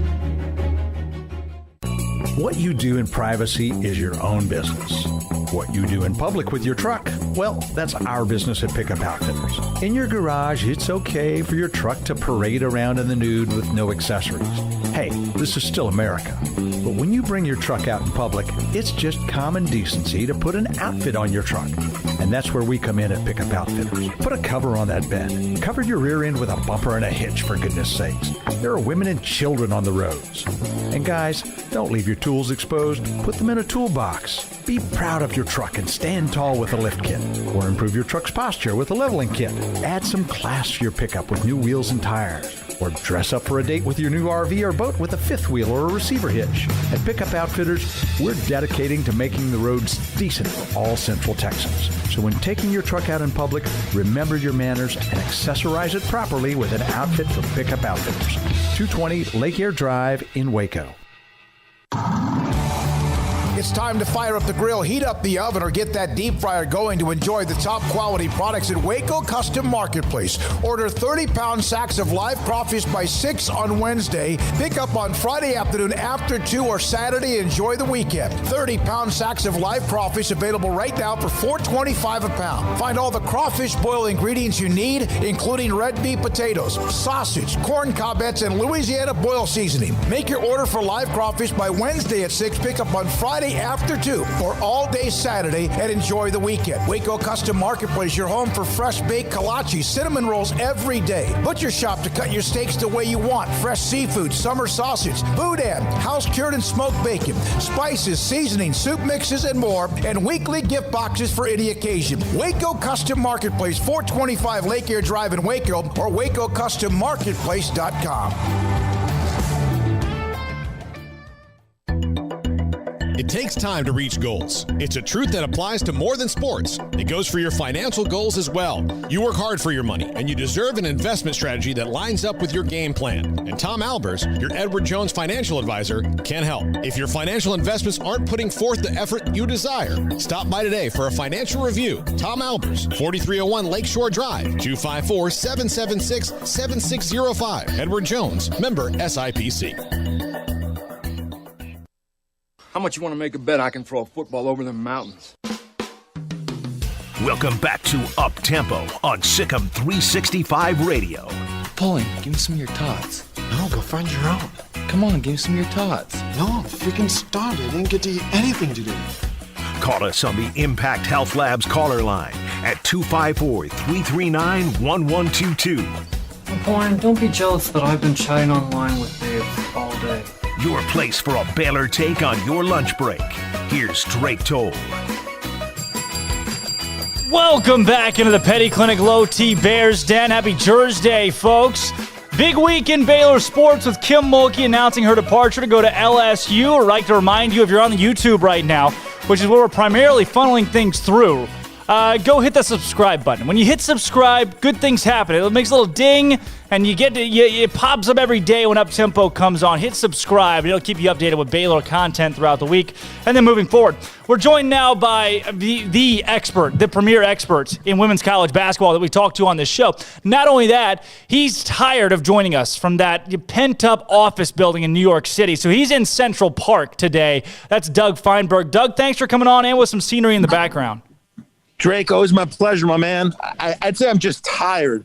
I'm always happy to talk to you, but tired of the long walk I've taken today across Central Park. This guy, you got to get your workout in even when duty calls. So I'm glad that we got to mix some things up here and still get you on, Doug. I want to know, with the Kim Mulkey situation here at Baylor, from your perspective, is this anything that any of us could have expected? Expected is a strong word.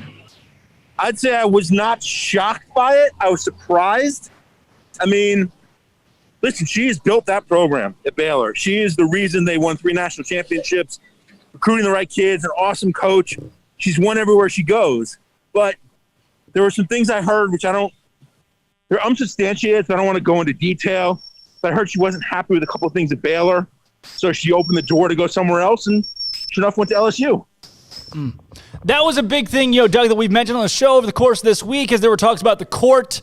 And I do think there have been some corroboration with sources that Kim was frustrated that the court wouldn't be named after her, or that Kim was frustrated where the new field house, the new basketball gym they're going to build is going to be. So there were some things that were riffs, but also Mack Rhodes ended up saying that they had a very good professional relationship. So again, things on both sides there, but this move to LSU for Kim Mulkey, somebody mentioned to us on the show earlier this week, and I want your thoughts on this. From your perspective, would Kim Mulkey have gone anywhere else for any other job if it had not have been to go home? No, I don't think so. I think the lure to go home, especially with what's gone on the last year with COVID, I get it. I mean, I'm a New Yorker. I'm born and bred. I'm not going to leave here anytime soon that I know of. So I get wanting to go home. And she's done everything she possibly could at Baylor. So it's not like she's left a stone unturned, so to speak. So I get her going home. The whole thing about money is not really an issue. I mean, she was getting paid $2+ million at Baylor. She's getting more than that at LSU. So money wasn't a draw. It's just a chance to go home. Doug, along with that and this decision for Kim Mulkey, obviously it changes the face of Baylor women's basketball because she was the face of Baylor women's basketball. But we've had people reference it on the show as if Baylor is what Clemson football is, what Alabama football is, what those major powerhouses are. When they have to replace head coaches, that's what Baylor is now. It's become a blue blood in women's basketball, and it'll be a destination job for a coach out there. How do you react to that assessment? Yeah, that's an accurate look. I mean, there's probably 3 programs right now in women's basketball that you're like, wow, those are women's basketball programs. Baylor, UConn, Stanford, probably the top 3. There are other ones also, but those are the 3 you're like, wow, those are like the blue bloods of women's basketball. So, and that's all because of Kim with Baylor. She built that to be a preeminent program for women's hoops. So then, Doug, when you turn your attention to who's next and what Baylor can do to make a hire to keep the program at tops in the country and one of the best out there to keep the program in that blue blood status, where do you have to go? What attributes do you look to for a coach to keep this program where it is? I think you first off need someone with head coach experience. You can't bring in somebody who's never coached before. That's just a tough spot to do. I think they kept 2 assistants. Still in Baylor, didn't go with Kim. Maybe you promote one of them, although that might just be a stopgap for right now. But I think you need a name. You can't replace Kim with somebody that no one's ever heard of or is just coached a little bit the mid-majors and is trying to get their feet wet at a Power 5. That won't work. Doug, along with that, one of the names that's been very popular lately, too, is Satia Messer. And I'll be honest with you, I had not heard much about Satia Messer. Most of our viewers probably had not either until this week, until it came out that, she, who was an assistant on Kim's staff for 8 seasons, coached in the OVC for 3 years, and that's her only head coaching experience. She's been the lead recruiter the last decade at Baylor. Her name has come up popular. Do you say a fit like that, a coach like that, is the right coach to go after? Or do you want to go after someone who's been at a Power 5 program as a head coach for 10 or more years? I mean, I think it probably depends. It will show what the administration Baylor is interested in. If you go cheap and get a coach without much experience, promote an assistant coach, and she's a good choice in the sense that she's been through with Baylor, knows the system, knows the players a little bit, I think it says something. If you go reach high, shoot for the stars, if you don't get anybody, you don't get anybody. At least you tried. So I would go the bigger name as opposed to a assistant promotion or a mid-major promotion to a Power 5. Doug, when it comes to the bigger names, we've heard a couple of these thrown out there. I mean, Brenda Fries was one of the ones on the front end of this, which I thought was very peculiar that she was mentioned. I'm fine with that, although prying her from Maryland would be tough.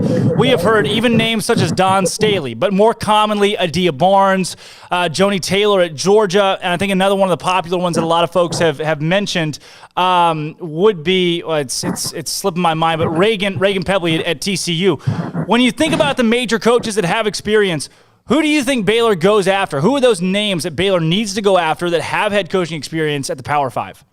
Well, those are all great names you mentioned. I don't know if anyone want to leave. I mean, Dawn Staley's built South Carolina to be a national power, and they're probably close to being a blue blood that I mentioned before. Adia Barnes did a tremendous job making the finals this year. Has built Arizona up. Brenda Fries, again, she's a great crew coming back at Maryland. And has done a tremendous job there building that program up. So those are all great names. I guess if they're willing to entertain them, sure. I'd be surprised if any of those 3 left to go to Baylor. Who then, of the names that are out there in women's college basketball, some of the head coaches, is there a name or 2 that pop into your head that you say, okay, I wouldn't be surprised if this coach made the jump and decided to go to Baylor? That's a tough question. I mean, again, I feel bad throwing names out, like not throwing them under the bus, but throwing names, people start speculating. I've heard Corey Close's name mentioned in a couple jobs this offseason, but I think she's pretty happy in LA, UCLA. So any coach probably could go, except for maybe the top 5 who are Gino, Tar, the ones that have been there forever that are on the tail ends of their careers, so to speak. But you have to have the right amount of money to want to leave the place you're at right now to go to Baylor, I would think. Doug, I know I mentioned Satia Messer, the assistant here at Baylor. I want to throw out another name that was mentioned on the show today just to get your thoughts on Muffet McGraw, who had that unbelievable career at Notre Dame and retired just recently. I mean, what are the odds, in your opinion, maybe conversations you've had with those around Muffet or with Muffet herself, that she could come out of retirement to help build up or keep the Lady Bear program where it is? I'd say there's a better chance I'll hit the lottery when I play it next. And I have not played the lottery ever in my life, if that helps you out. But, again, it's good to throw names out there. I just think Muffet's happy with retirement, happy working for the ACC network. She didn't leave Notre Dame because she was forced out by any stretch.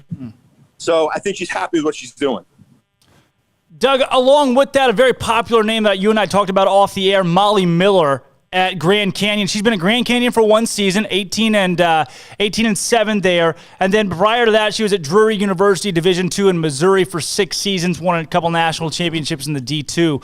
But I know you have reservations on hiring a coach out of the mid-major for their first big-time Division I level job. What are your thoughts on a coach like that, on a coach like Molly Miller?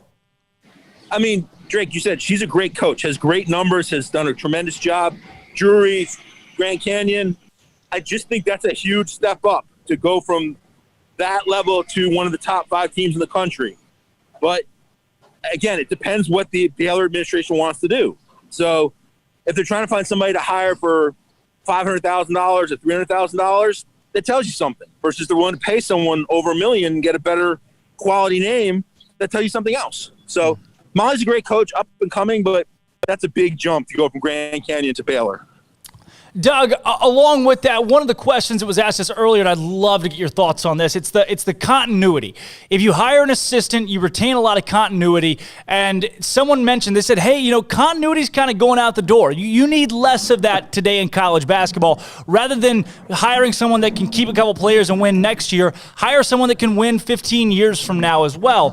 What do you think about continuity in women's college basketball right now? Is that where Baylor should look in making this hire? I mean, it helps, although this is a weird year because realistically, if they wanted to, and I'm not saying they're going to, but the entire Baylor team can enter the transfer portal and play it right away because of the new NCAA rule. And I'm not saying they're going to, but it's an interesting piece to it. So if you keep somebody who's been with them, that might appease some of the players and convince them to definitely stay from that standpoint. But also, you're right. You're not looking for a 1 year, 2 year stopgap. You're looking for someone to build this program for the next 15 years.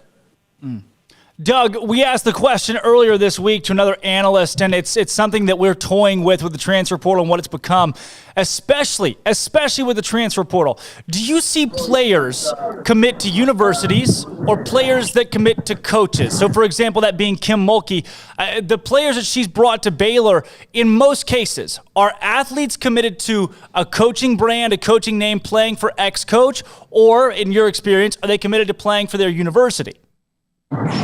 They're playing for a coach for the most part. I mean, listen, if you go to an Ivy League school, you're going for a university. If you go to Stanford, you're going for a university and a coach. But there are a lot of schools you're going for just the coach. Coach leaves, the appeal to the school is not so great anymore, or not as good as it would have been. And then, Doug, last question here for you, and I want to thank you for bringing your perspective on, and that's for Baylor. For a program like Baylor, it's now a national powerhouse. What are the keys, the key steps that the administration needs to take to retain success in women's basketball in the next few seasons with this hire? I think if you hire a name, people know that's been a power already. That shows that you really have the commitment to women's basketball that I think the players and the fans need to see. So, again, as I was saying, hiring an assistant coach or a low-level mid-major coach to be the head coach, that no matter how good they are, there'll probably be questions of whether or not they have the same commitment to women's hoops that they did when Kim was there. Wow. Well, Doug, I want to thank you again for your perspective and coming on the show with us today, taking us on a walk through New York City. Always a pleasure to have you on and get your input. I know that gave us a lot more insight on where Baylor needs to move with this job.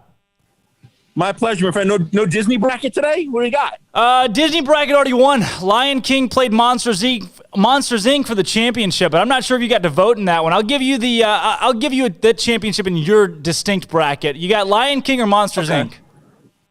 I got to go Lion King, right? Animals that way. Monsters are monsters, but Animals always win for me. Animals always win. Doug Feinberg of the Associated Press. Doug, thanks again. Thanks, my friend. Talk to you soon. Always a pleasure. Always a pleasure to have Doug on, and I'll make any excuse to do it too. And this is certainly the excuse to have Doug's thoughts and opinions on hiring an next head coach. And how about that? Doug saying, hey, go after and get it. Go after a coach that has Division I experience as a head coach. And if you don't hire that person that has won at a high caliber in the Division I, that you're showing something. You're saying something. And that sends a message. But if you're serious and you want to continue to be serious about women's college basketball, as serious as you were with Kim Mulkey, that Baylor will make a hire for a head coach that has won at a big level so far. And I don't know who that is. It's not Sherry Cole, who's been to Final Fours. It's not Kieran Aston, who's been to Final Fours. It's not going to be Muffet McGraw, who just retired. It's not going to be Gino Auriemma, who's happy in place. It's not going to be Tara Vanderveer at Stanford. It's not going to be, I don't think it's going to be Don Staley at South Carolina or Vic Schaefer at Texas. Those are a lot of the big names that still exist right now in coaches that have been to championships or won championships or been to Final Fours. And you also have to look at what we've been talking about out of Maryland and Brenda Freese. That's a pretty short list of head coaches, along with Kim Mulkey thrown in there, that have been to Final Fours, been to championships in the last few years. And I don't know if Baylor's got any of those tabbed for the next or for the opening. But Mack Rhodes is full of surprises, so maybe it is a year in which you've got to go after that smaller name, a Molly Miller, that will help build your program for years to come because, well, the experienced ones are either happy where they are, they're set where they are, or they're out of the game now. They're out of the game, or they're Kieran Aston, and you don't want Kieran Aston. So I'm Drake Toll. It's Armstrong Sims. When we come back, we're going to play Celebrity Birthdays in this day in sports history. I got a couple more questions we may take here when it comes to the women's basketball conversation and what Baylor's going to do moving forward, because I'll tell you, it's going to get crazier. Like you think the coaching search and things are heating up right now, it's going to get crazier. We're in the middle of it. But by this time next week, Baylor will have a new coach on the sidelines. There is just a lot of speculation on who that's going to be. We here at SicEm365 will continue to cover the coaching search as close as anybody, if not closer. Hit the subscribe button. It says subscribe. Hit the subscribe button underneath on YouTube, and you will get a notification every time SicEm365 goes live, and we will keep you updated and be on the front end of this coaching search, giving you more information as we hear it. I'm Drake Toll. That's Armstrong Sims. When we come back, we'll do Celebrity Birthdays in this day in sports history. Don't go anywhere. This is Up Tempo. It's official. Basketballer James Akinjo, who was announced last week he would transfer from Arizona to Baylor, has officially inked the dotted line to come to Waco and play for Scott Drew. The 6'1" guard will have 2 remaining years of eligibility after starting in 65 of 66 games played for the Wildcats while scoring almost 16 points, 5.5 assists, and shooting 41% from deep on his way to all Pac-12 first-team honors. He's like a really good player. Scott Drew told ESPN that James is an extremely hard worker who is a tremendous culture fit. He and his staff can't wait to bring him into the program this summer. On the women's basketball side, LSU's new head coach has reportedly inked an 8-year deal worth at least $22.5 million. And in news that affects both sides of the sport, the NCAA's one-time transfer rule has cleared its final hurdle and will be implemented for players to leave their current programs without penalty. In golf, the Baylor women's team earned the number 3 seed at NCAA Baton Rouge Regional, the 2021 National Championship Tournament. The 3-day regional will be held May 10th through 12th. It features 18 teams, including LSU, Ole Miss, Oregon, and Alabama. The top 6 teams make it to the national championships. And on the men's side, the Bears finished 6th at the Big 12 tournament with a score of 38 over par, 1,158, across 4 rounds at Prairie Dunes Country Club. Oklahoma State took first in the tournament with a 9-over performance as Oklahoma and Texas trailed not far behind. And LSU has announced that effective immediately, the university will open up all outdoor events to 100% capacity. The baseball team meets number 1 Arkansas this weekend in Alex Box Stadium. What peculiar timing. This will also mean the 102,000 capacity Death Valley will be open in the fall as well. I'm Armstrong Simpson. That's all the news that is news in college sports. This has been Armstrong's Minute on SicEm365 Radio's Up Tempo.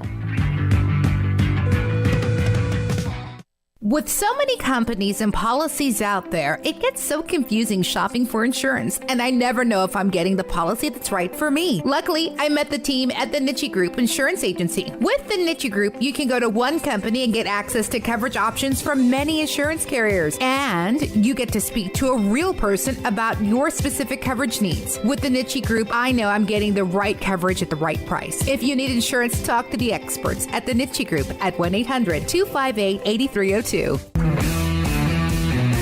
Marco's Pizza, get craveable pizza made the Italian way with dough made from scratch, an original sauce recipe, 3 fresh signature cheeses, and premium toppings you love, served hot and safe. Right now, you can get unlimited medium one-topping pizzas for just $6.99 each. Why stop at just one? Order with your app or at marcos.com for curbside, carryout, or delivery today. Marco's, pizza lovers get it.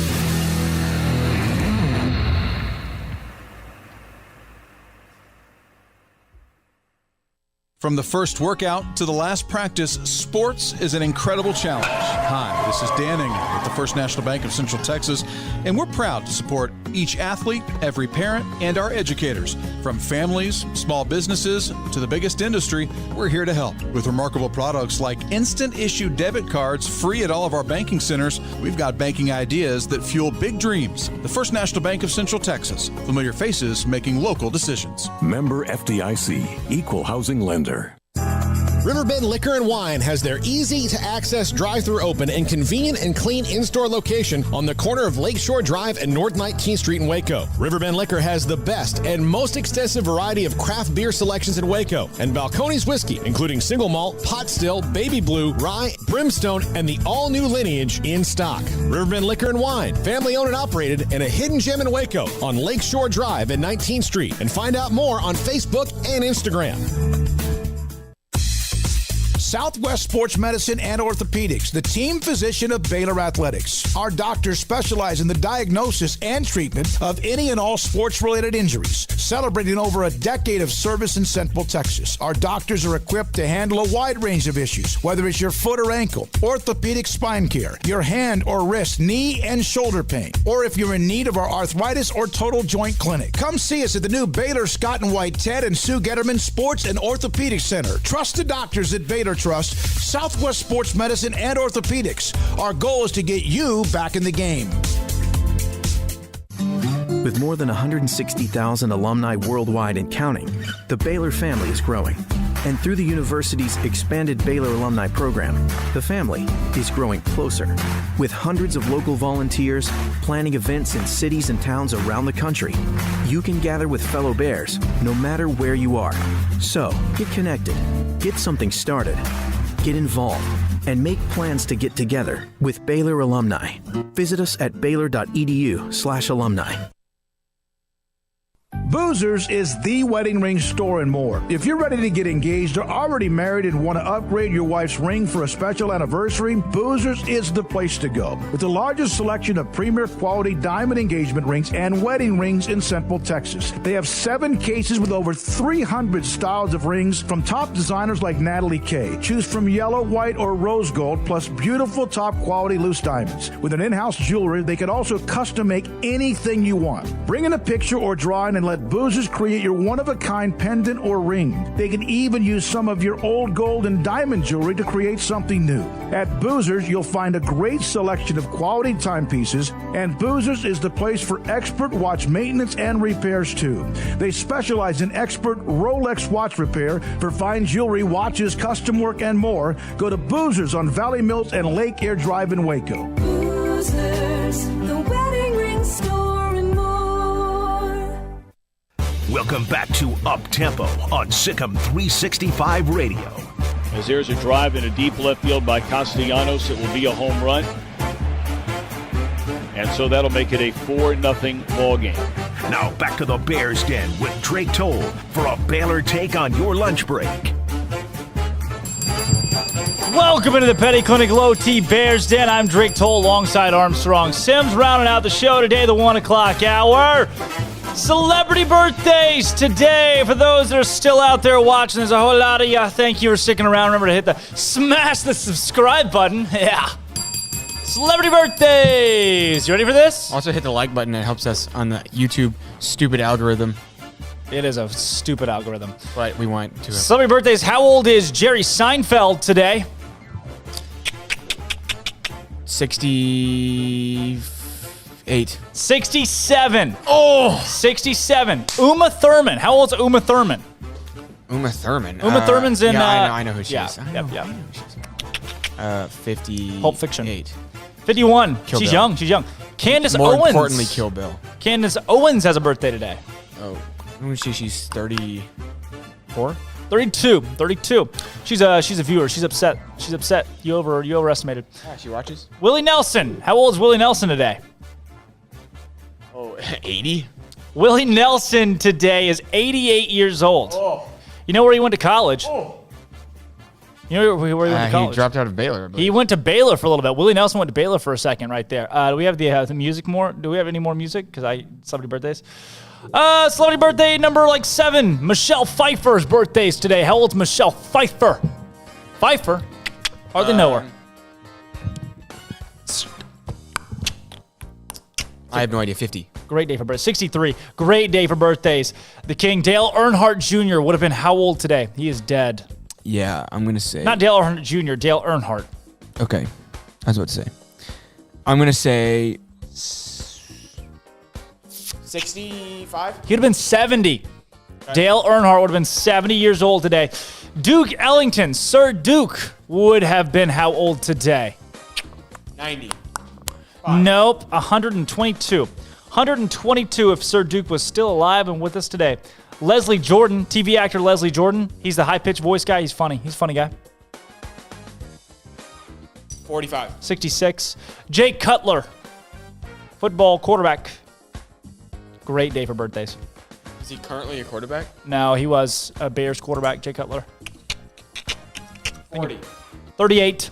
Daniel Day-Lewis has a birthday today. Yes, I love Daniel Day-Lewis. Well, how old is he? If you love him so much, why don't you kiss him? Idea. I'm going to say he's 67. 64. Daniel Day-Lewis is 64. That's older than I thought he would be. This day in sports history, some things happened this day in certain years on this day. Charlie Riley is baseball's first pinch hitter in what year? Hitter. Oh. Yikes. 1912. 1892. I don't know why I always guess 1912. 1892. The first unofficial International Weightlifting Federation Championship in Tallinn, Estonia happened this day. In what year?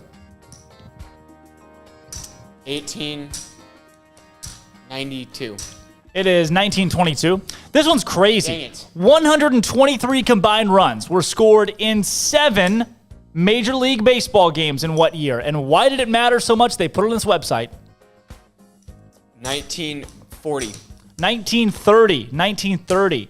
Ooh, first pro baseball game in Japan is played. Nagoya defeats Daikyoto 8-5. Credit to this guy. 1942. 1936. Tony Tubbs beats defending champion Greg Page by unanimous decision in 15 rounds at Memorial Auditorium, Buffalo for WBA heavyweight boxing title. I remember it. You remember it? Yep.